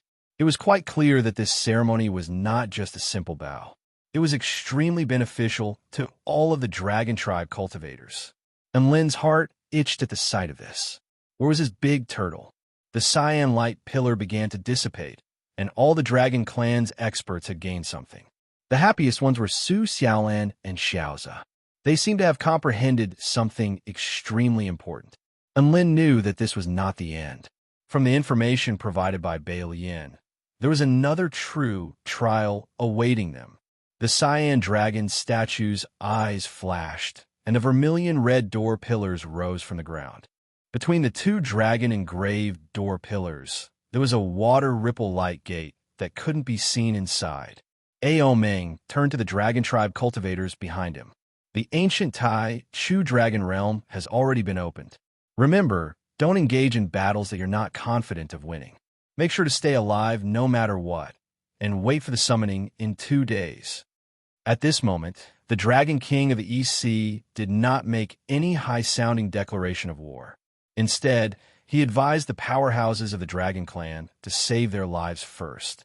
This was all because that place was really very dangerous. As for why they had to go even though it was so dangerous, it was naturally because there was something worth risking their lives for in there. What about the ancient Tai Chu dragon realm? And Lin smiled before turning to Su Xiaolan and Xiaozi. Do you want to go? Su Xiaolan and Xiaozi nodded in unison without any hesitation. And Lin smiled. All right, I'll go with you. There were a total of 28 dragon tribe cultivators participating in the ceremony. However, there were only 20 who chose to enter the Gate of Light. And Lin, Su Xiaolan, and Xiaozi all chose to enter the Gate of Light. And Lin, you're not a dragon tribe cultivator, so why are you going in there? A crisp voice sounded in his mind. This was clearly a voice transmission technique. And Lin turned to discover a delicate and pretty dragon tribe woman with her hands clasped behind her back and a smile on her face. And Lin recognized this woman. She was Princess Inu, the only sister that Bai Lian was concerned about. Come to think of it, and Lin had saved her life before, so he could be considered a good friend. In order to avoid the Dragon King's detection, the two of them had a tacit understanding not to acknowledge each other. Now that the Dragon King had entered the Gate of Light, Inu couldn't help but start a conversation with Lin. And Lin transmitted his voice. I'm just curious, so I'm going to broaden my horizons. Princess Inu couldn't help but chuckle. You really haven't changed. You're not going in? I'm so weak, so I'll pass. I'll be fine outside. I hope you can come back safely. Don't worry, I'm so bad *SS. I'll definitely come back safely. The two of them concluded their brief conversation. And Lin's figure disappeared into the Gate of Light. Ancient Tai Chu Dragon Realm. I'm here. The ancient Tai Chu Dragon Realm was actually the place where the dragon tribe resided. The ancient Tai Chu Dragon Realm was only open once every 100 years for a month. However, the ancient Tai Chu Dragon Realm was a little special. To put it more accurately, it was a backdoor that the dragon tribe ancestors had left for their descendants, and it only opened once every 5 years for 2 days. This realm was far away from the Void Star section of the ancient Tai Chu realm, and was maintained by an extremely terrifying spell formation. Even returned to Void final stage mighty figures who had attained the power of the divine, Tao wouldn't suffer any backlash from entering this realm. Don't think for a second that this was a paradise. On the contrary, it was a realm of slaughter. This was a battlefield where the dragon tribe powerful beings of the Western Dragon Forest, the Dragon Court of the Eastern Seas, and the evil dragons of the ancient Tai Chu realm fought. This place was cursed by some kind of nomological power. If a dragon tribe cultivator killed another dragon tribe cultivator here, they would be able to absorb a certain percentage of their opponent's power and even improve their cultivation base. According to Bai Lian, her sixth sister, Ao Iwetang, was only at the soul formation intermediate stage when she entered the ancient Tai Chu dragon realm, but she had already progressed to the soul formation pinnacle stage after 2 days.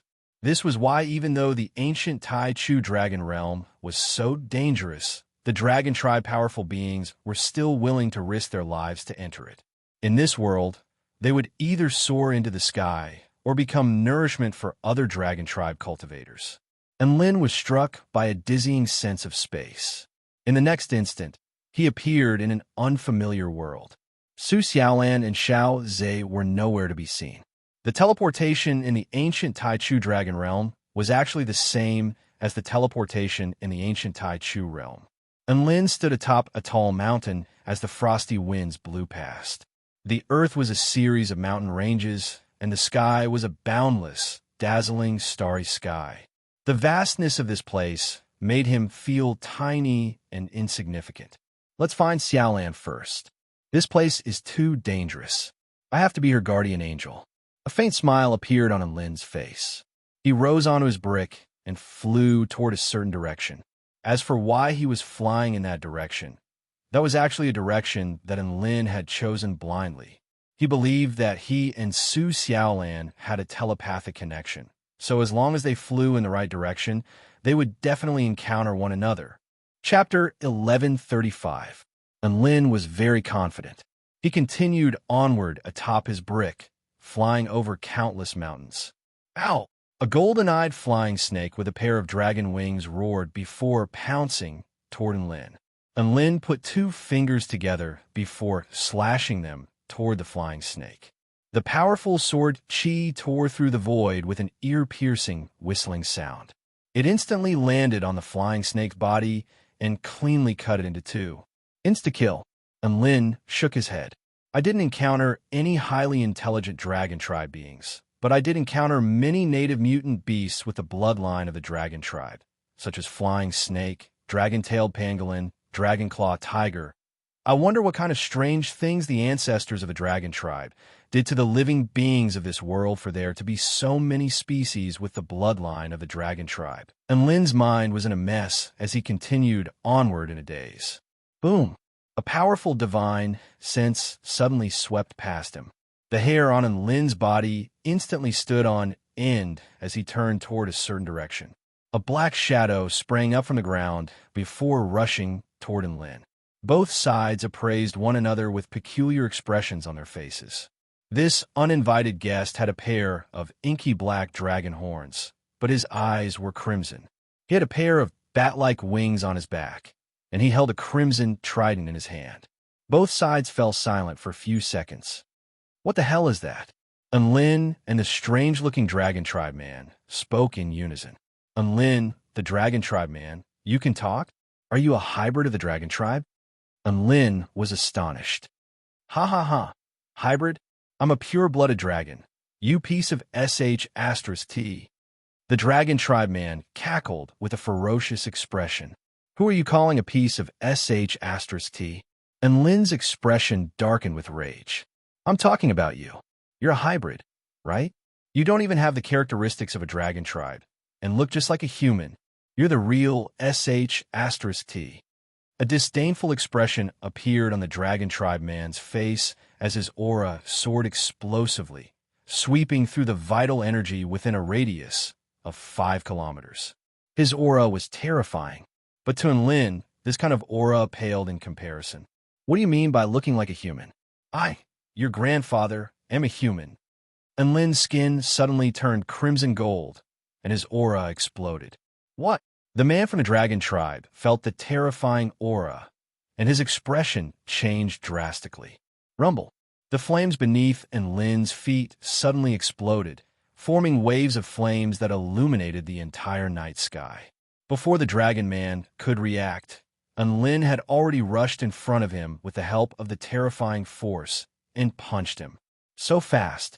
The man from the dragon tribe had just placed the crimson trident in front of him to protect himself when a terrifying power surged towards him. It was an explosive power. With a tearing sound, the power of the fist smashed the trident into pieces, and the man's chest caved in. PFFF. The dragon tribe male spat out a mouthful of blood as he flew back thousands of meters. He almost fainted from the punch. Divine flames and holy flames revolved around Lin's body, and he looked down at the man from the dragon tribe with a disdainful expression. Oomph. A mere returned to void intermediate stage piece of trash dares to act so arrogantly in front of me? He was just about to continue flexing. However, he discovered that his opponent had fled without even turning back. The man from the dragon tribe fled without any hesitation. After being knocked flying, he immediately turned to flee, and he even used a mystic technique to do so. And Lin looked at the man who had fled for several dozen kilometers in the blink of an eye and finally gave up on pursuing him. He wouldn't be able to catch him even if he wanted to. Sigh, if only I knew little Na's spatial skipping. And Lin was a little disconsolate. Thinking about it now, short-distance spatial skipping really was a miraculous technique for evading danger, killing enemies, and robbing treasures. And Lin swallowed a blood spirit pill before continuing to fly on his brick. That be Astra's star just said that he was a pure-blood dragon tribe cultivator, but neither the western nor the eastern dragons look like that. Could it be that he's a powerful being from the ancient Tai Chu realm? Dragon horns, crimson eyes, bat wings, and a pitchfork. What a low profile. If it weren't for those dragon horns, I would have thought that he was a member of the true demon tribe. And Lin couldn't help but grumble about the appearance of this tribe before continuing to fly on his own. Within a region rife with tall, sharp mountains. Master Dark Knight Trident, you've finally returned from your hunt. Master Dark Knight Trident, how did you get injured? The two men with dragon horns and crimson eyes let loose cries of surprise upon seeing Lin. The man clasped a hand over his chest as he swallowed a spirit pill with a grave expression. I encountered an extremely freakishly powerful human. The dragon tribe male was none other than the return to void stage mighty figure that had been knocked flying by Lin's fist. What did you say? How could a human be here? The two subordinates wore expressions of shock and disbelief. There's no need for him to lie to me about something like this. So be it. How's our satellite surveillance system coming along? Dark Knight Trident asked. The two subordinates immediately stood to attention before extending an ancient dragon military salute. Reporting to boss, everything has been set up. A cruel smile appeared on Dark Knight Trident's face. Very good. Let the hunt begin. The ancient Tai Chu dragon realm was just like the Void Star section of the ancient Tai Chu realm. There was no day or sun here, only eternal night and a dazzling starry sky. In one place, the lake here glowed with a white light, as if it were a round, white moon on the ground. Streaks of dazzling sword projections sliced through the air, accompanied by blood-curdling roars. The dragon tribe male plunged his sword into the heart of a massive lizard dragon that was riddled with wounds. The lizard dragon wailed in anguish and struggled, but its vitality was being stripped away relentlessly. The golden light in the dragon tribe male's eyes became purer and purer, and his aura also became more powerful. Are these the cries of the weak? How pitiful! The dragon tribe male chuckled with a cold expression in his eyes. If you don't want to be eaten, then you can only eat others first. To eat or to be eaten, that is the iron law of this world. Weak beings like you can only sacrifice your flesh and blood to me in order to become more powerful. This dragon tribe male was the publicly acknowledged #1 powerful being in the dragon tribe, Ao Qingyu. The massive lizard dragon's vitality had been severed. Ao Qingyu closed his eyes, and his brows furrowed slightly. Too weak. I need more powerful enemies. I need powerful beings as my nutrients. Within the South Snake Sea realm of the East Sea, the lightning clouds were gathering more and more intensely. Mythological beast Basya was taking a nap. A bare-chested man from the dragon race with a burly physique covered in scars walked over the sea. He stopped in front of Basya and bowed respectfully. Senior Basya, I'm late. Can I still go in? Basya's narrowed eyes opened slightly. The time limit is not up yet, so you can still go in. Long time no see, you've improved a lot. The dragon tribe male withdrew his killing intent with a smile on his face. After holding back for 10,000 years, I can finally fight to my heart's content, so of course I've improved. Ever since Shun Een and Ao Guan Yu perished, and Ao Xiaowu has become a coward, there are very few Dragon Tribe juniors that are worthy of my attention. Not bad, kid, Basya commented in a cold voice. The Dragon Tribe male extended another salute. Thank you for your praise, senior. I don't have much time left, so I'll be taking my leave now and heading to the ancient Tai Chu Dragon Realm. Chapter 1136. Within the ancient Tai Chu Dragon Realm, the blazing dragon flame exploded, turning the entire mountain into ashes. The crimson lizard dragon's flaming mouth hadn't even closed when the sword blade, which was imbued with bright blue lightning, whistled through the air before striking the tough dragon armor around its neck. The blade of the sword was extremely terrifying, and the dragon armor was sliced open like tofu. Ow! The crimson lizard dragon only had a chance to let loose a wail of anguish before its massive head was severed. Blood gushed forth. The woman in the jade dress sheathed her sword in a graceful manner. A burst of energy flowed from the crimson lizard dragon before merging into the woman's body. Dead energy has nowhere to go, so it chooses a new master. Su Xiaolan pondered this. She discovered that the power of dragons that flowed into her body would not only be assimilated by the true dragon bloodline within her body, but it would also be refined by the power of the vermilion bird within her body, thereby making the power of dragons even purer. The overly powerful power of the vermilion bird bloodline within my body is the main reason why my cultivation base has improved so quickly. However, the overly powerful power of the vermilion bird and the overly weak power of the true dragon have become bottlenecks that prevent me from making further breakthroughs. A vibrant smile appeared on Su Xiaolan's face. Here, I can quickly strengthen the power of the true dragon bloodline. This is the best opportunity for me, so I have to make the most of it. When the true dragon bloodline becomes powerful enough that I won't be bullied or looked down upon by the overly powerful vermilion bird bloodline, that will be the time for me to make a breakthrough. Su Xiaolan was full of ambition as she embarked on her journey, on a vast expanse of white sand. Ow, Kuka, there's a dragon tribe rat over there who looks like a pushover. What great luck! Let's go eat him. Immediately afterward, the anguished wails of the dragon tribe erupted from the white sand. Peace and quiet soon returned. After a long while, the voices of the dragon tribe erupted again. Ow! Ha ha ha! There's a dragon tribe rat over there who looks like a pushover. Let's hurry up and eat him. Stupid C*NT. The elderly and children can't take this lying down. Run. Another dragon tribe, Cultivator, roared. In the next instant, the anguished wails of the dragon tribe erupted from the white sand. Howl! Help! Howl! The sand quickly returned to its calm state. A delicate-looking youth was strolling on the sand. Actually, now that you've met me, regardless of whether you attack or flee, the outcome has already been decided. Xiaoza sighed and continued to walk forward. He had been stuck at the pinnacle of the return to void intermediate stage for countless years. In terms of age, he was probably older than everyone in the entire Dragon Court of the Eastern Seas combined.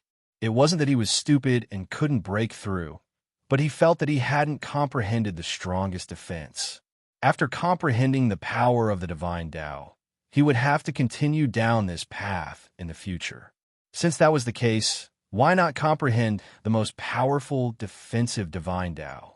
He was most proficient in defense, but he wasn't the strongest. He did not know how to become the strongest, but he felt that perhaps this place could give him the answer. I'm very familiar with this place. Xiaoza had a look of reminiscence on his face as he walked step by step at a steady pace. What is the most inescapable and merciless power? It was not the ice and fire blades, nor was it the wind and thunder miasma, but the passage of time. Time can take away one's beauty. It can take away one's life. It can take away one's family and friends. It can take away everything I have. Even though Xiaoza appeared to be a young man, his eyes were filled with the vicissitudes of life. The white sand beneath his feet had once been a bustling dragon tribe city. There was a bustling market, a dazzling palace, a pavilion, a dragon arena. However, all of this had been eroded and engulfed by time, transforming into a boundless expanse of white sand. Aside from an old dragon like him, who was still alive, no living beings remembered this, as if this place had always been a vast expanse of sand. What could defend against the passage of time? The young man continued onward. It was as if he were walking on a path that would never end. Elsewhere in the ancient Tai Chu dragon realm, the sounds of battle erupted incessantly. Just the shockwaves from the battle had drawn lightning, gale-force winds, torrential rain, and all types of natural disasters. How? How dare you kill my wife? I'm going to kill you. A white dragon's golden eyes were tinged with red.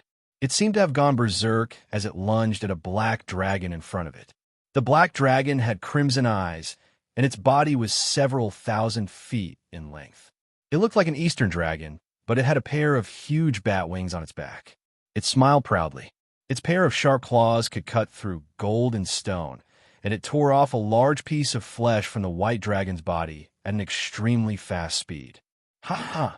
Ao Mingyu, you can't even protect your Tao partner, yet you brought her here. Don't worry, I'll send you down to reunite with your Tao partner. The black dragon chuckled contemptuously as it broke through Ao Mingyu's frenzied attacks over and over again, tearing off a large chunk of flesh from the white dragon's body. It could kill Ao Mingyu right away, but it didn't do so. It was enjoying the exhilaration of its prey being tortured to the point where it was unable to do anything as it slowly fell into despair. A return to Void Intermediate Stage Evil Dragon could easily deal with a return to Void Initial Stage Eastern Dragon. Furthermore, it was an evil dragon that was adept at hunting and hunting, so there was no way it would allow Ao Mingyu to escape.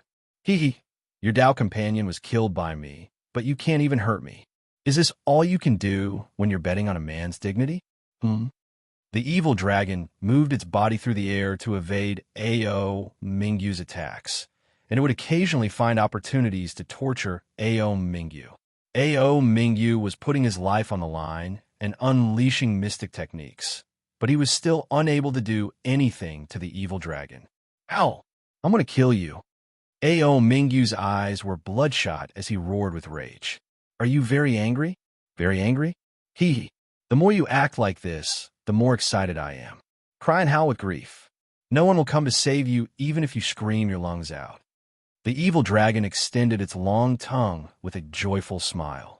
Oh, no one will come to save me even if I scream my lungs out. Do you really think no one will notice your battle? A voice sounded from the distance. Who is it?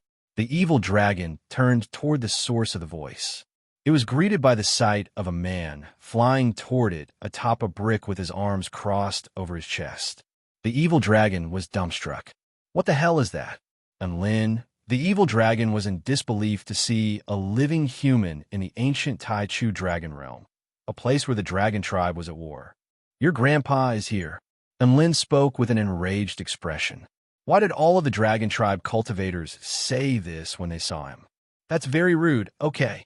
He had initially wanted to find Su Xiaolan to save the damsel in distress, but he kept encountering all of these random dragons. The evil dragon's scales stood on end upon hearing this. Do you want to die? Ao Mingyu's expression faltered slightly upon seeing Lin.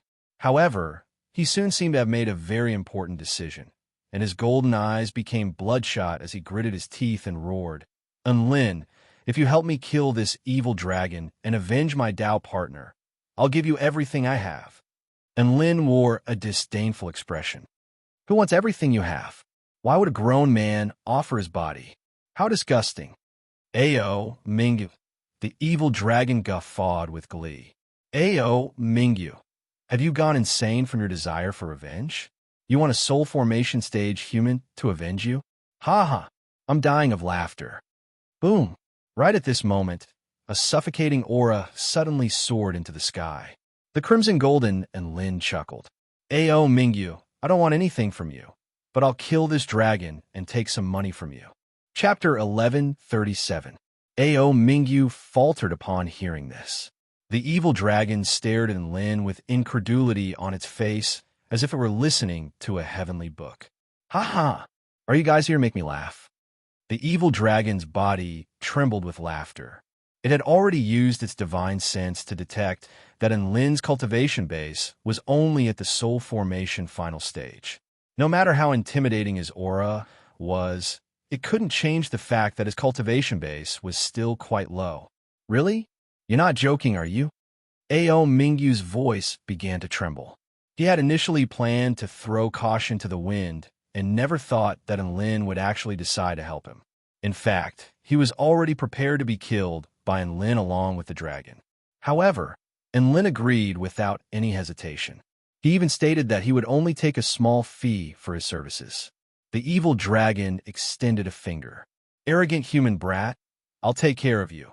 A scorching wave of flames suddenly swept toward it. The evil dragon didn't even get a chance to finish its sentence before Enlin's fist was already upon its face. The return to void intermediate stage evil dragon was completely unable to evade the fire god mode, coupled with his wings of wind and Kuan Peng travel.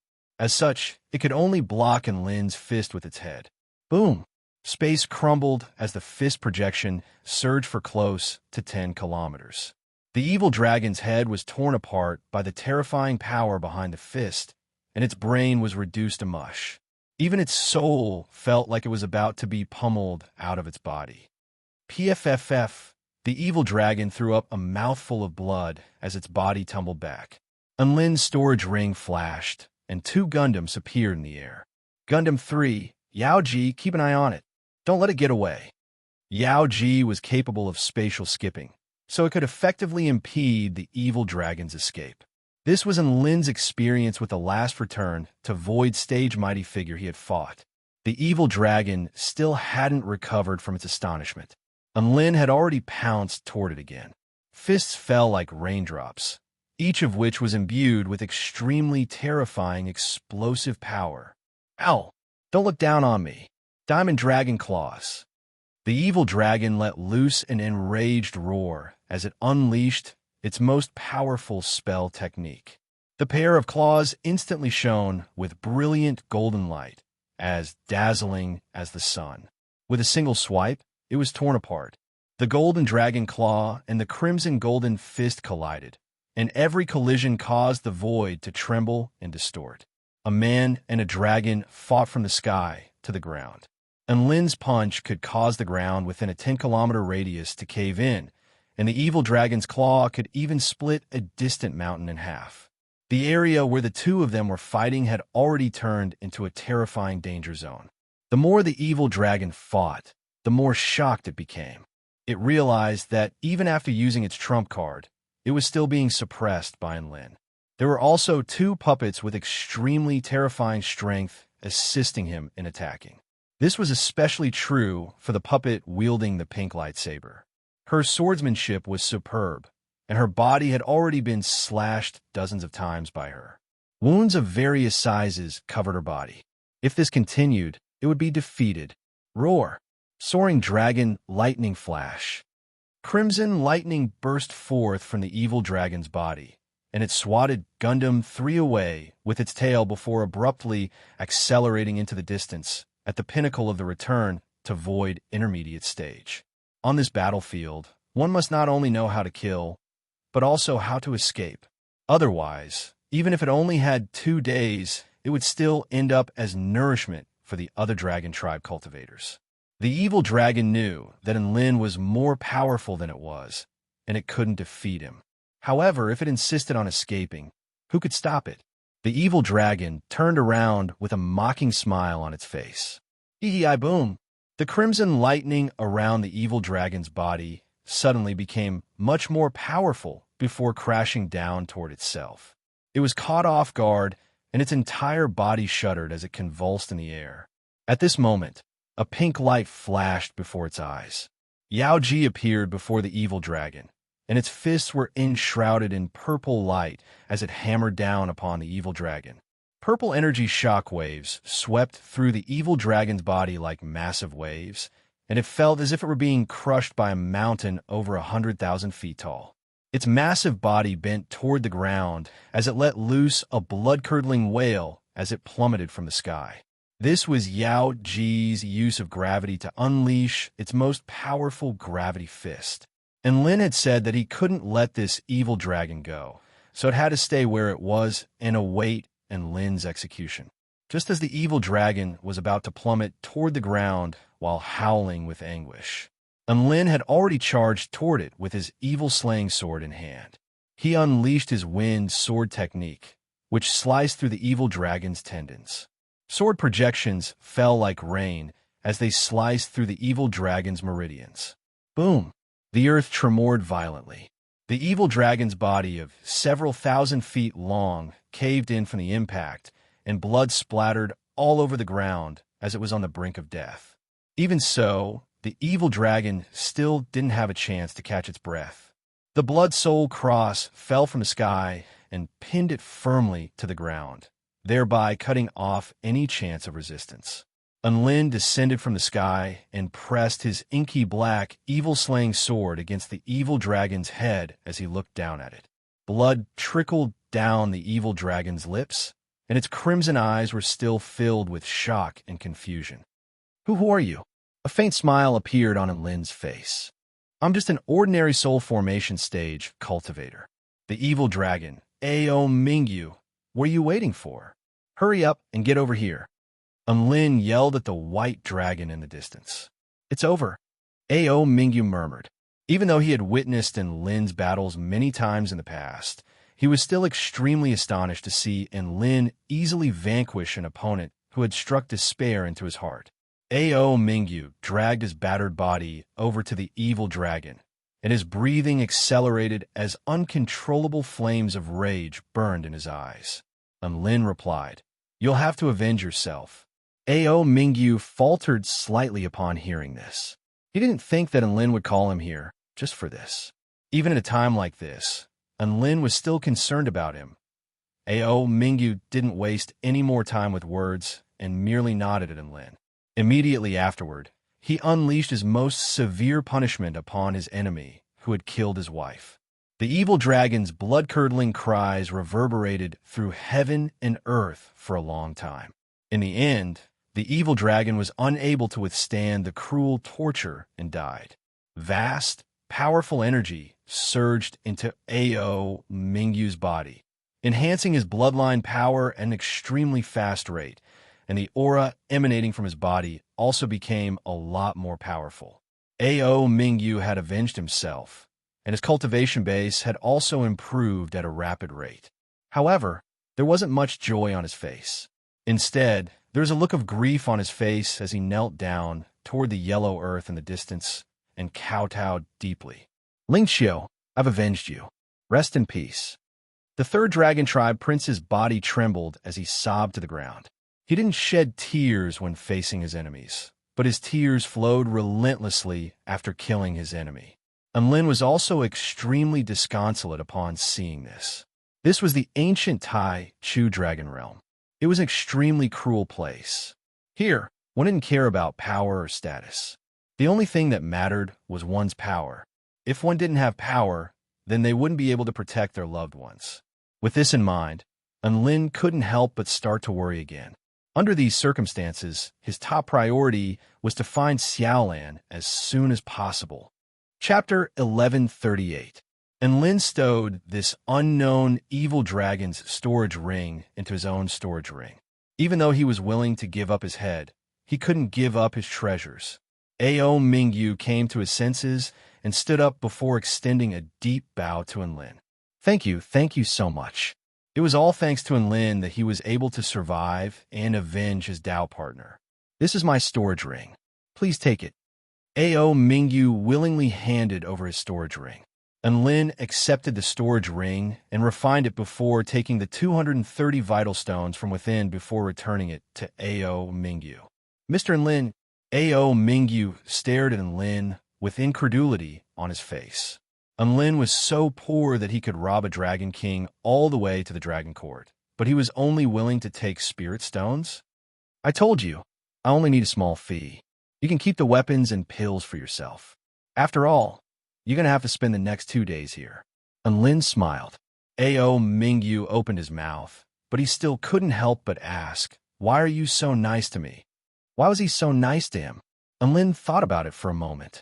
They were enemies in the past, but he had chosen to help Ao Mingyu, most likely because of his blood relationship with the Dragon Court. Even if Su Xiaolan refused to acknowledge her blood relationship with the Dragon Court, it was a fact that her third Annie had been killed. He couldn't just stand by and watch, so he had to help if he could. Of course, he couldn't say that out loud. And Lin clasped his hands behind his back as he looked at Ao Mingyu's befuddled and grateful expression. Haven't the Dragon Court of the Eastern Seas and the 4-9 Immortal Sect already established a friendly relationship? Over half of the Dragon Court return to Void Stage mighty figures have sworn an oath of goodwill toward the 4-9 Immortal Sect. The 4-9 Immortal Sect is running out of money, so the Dragon Court of the Eastern Seas is donating to them as a gesture of goodwill. As the sect leader, I can't just sit by and do nothing when the Dragon Court of the Eastern Seas is in trouble. And Lin spoke with a serious expression. Ao Mingyu's mouth gaped open. What kind of reason is that? Mr. Lin, I, Ao Mingyu, will never forget what you've done for me. If you need anything from me, just let me know. I'll do everything in my power to repay your kindness.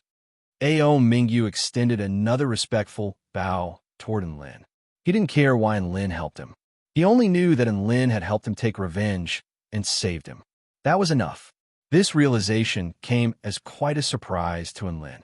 It turned out that although the family environment in the Dragon Court of the East Ocean wasn't good and the people were messy, they weren't completely hopeless.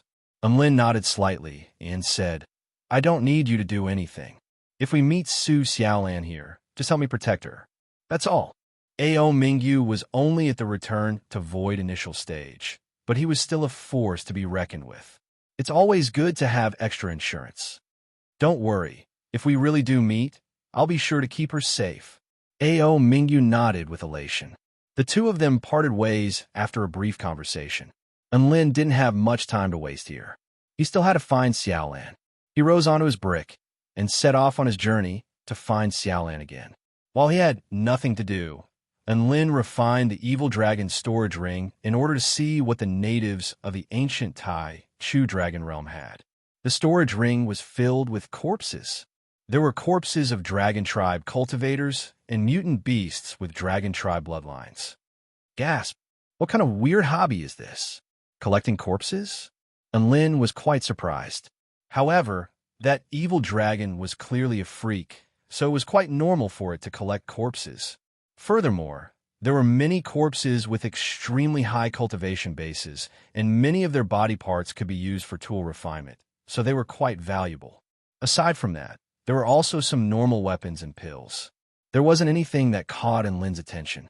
However, there were a lot of spirit stones, around 8 million.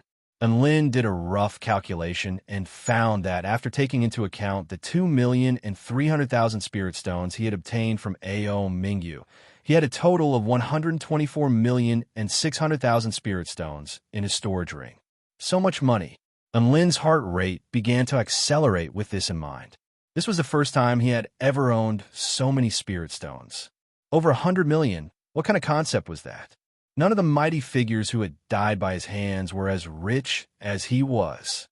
Wait, why am I thinking about all this? My first mission is to find Xiaolan.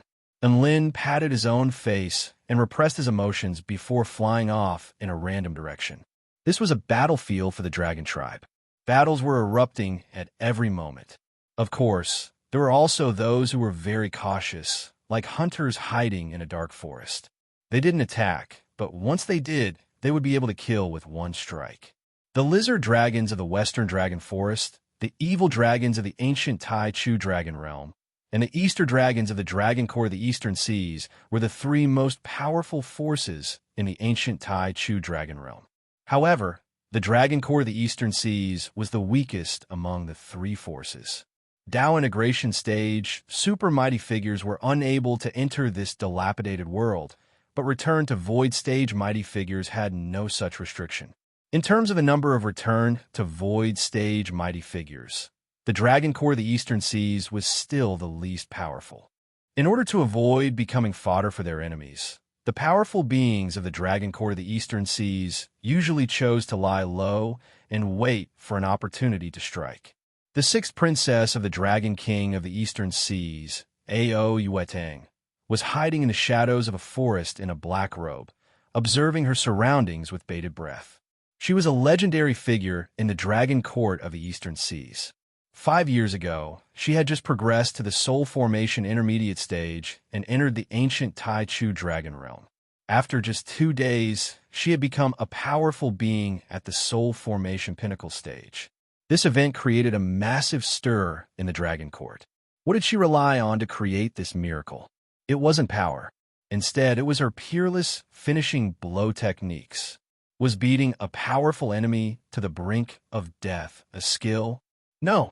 Killing an enemy on the brink of death was a true skill. That way, all of the enemy's power would belong to her, not to the one who had wounded them. Power wasn't the most important thing here. No matter how powerful she was, there would always be someone more powerful than her. What she had to do was to lie low and wait for the right opportunity to strike. She didn't want to kill enemies at their peak condition. Even if they appeared to be weaker than her, she didn't want to mess with them. If she was going to kill enemies, then she had to kill those who had been wounded in battle. If the enemy could be severely wounded, then they would definitely die.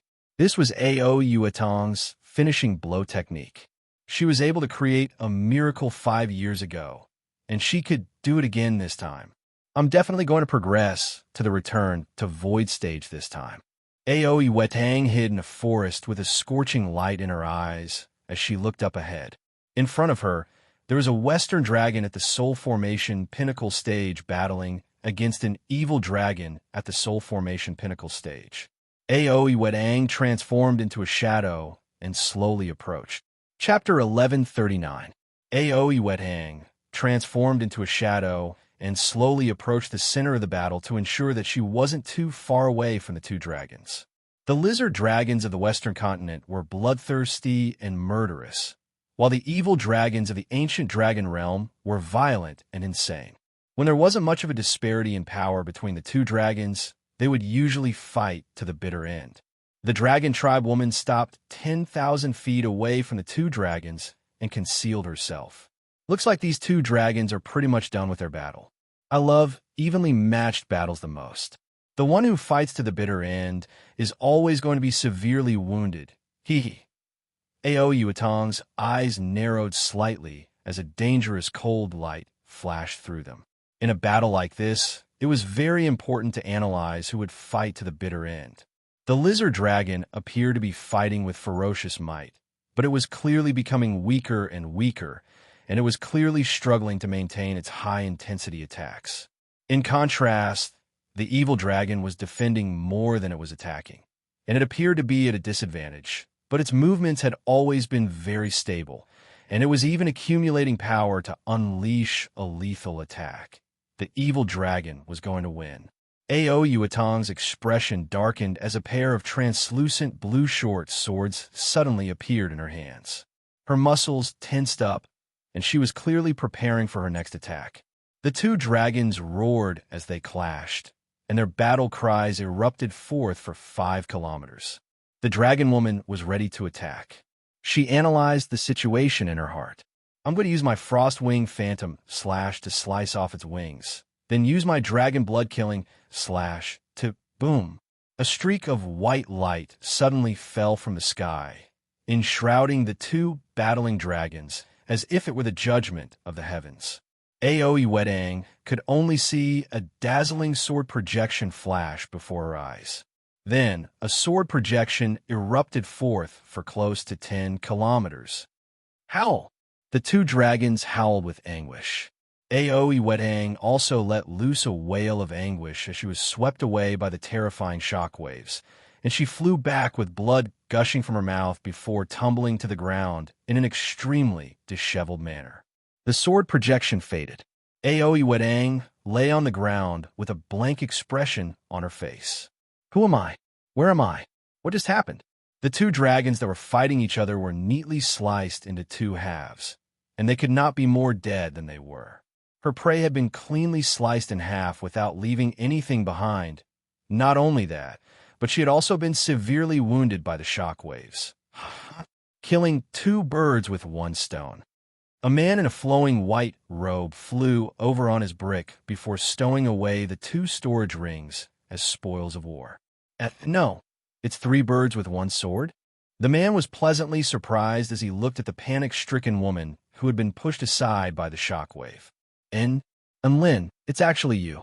Ao Yuatong's eyes widened, and she couldn't help but throw up another mouthful of blood as she was too emotional.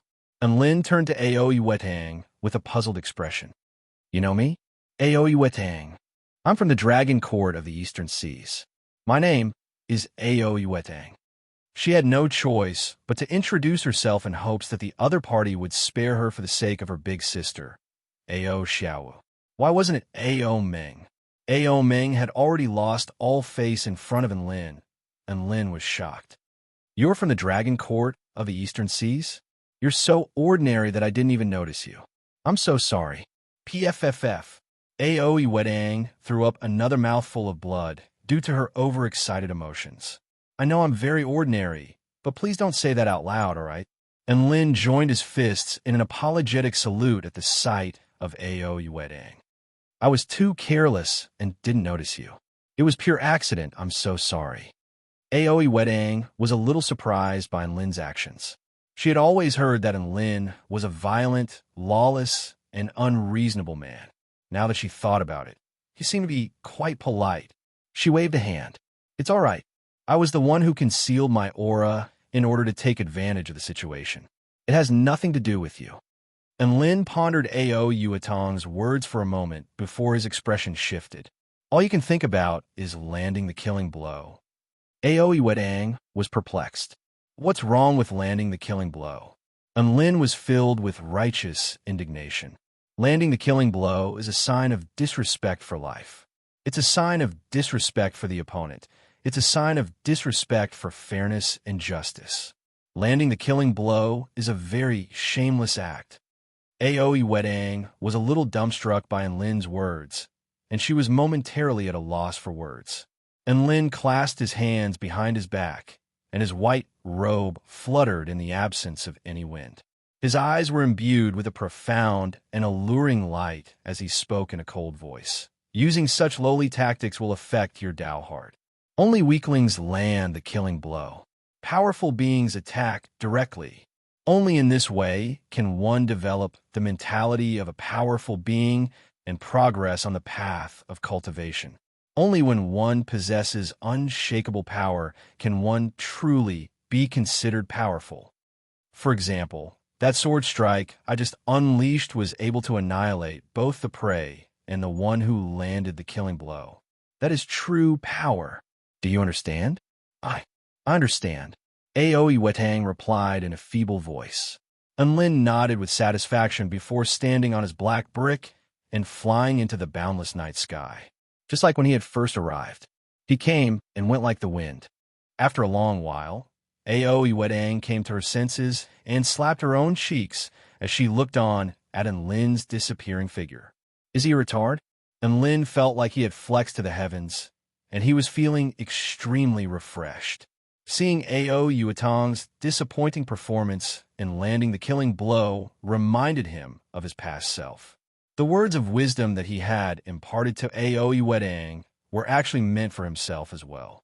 It could be considered as a farewell to his past self.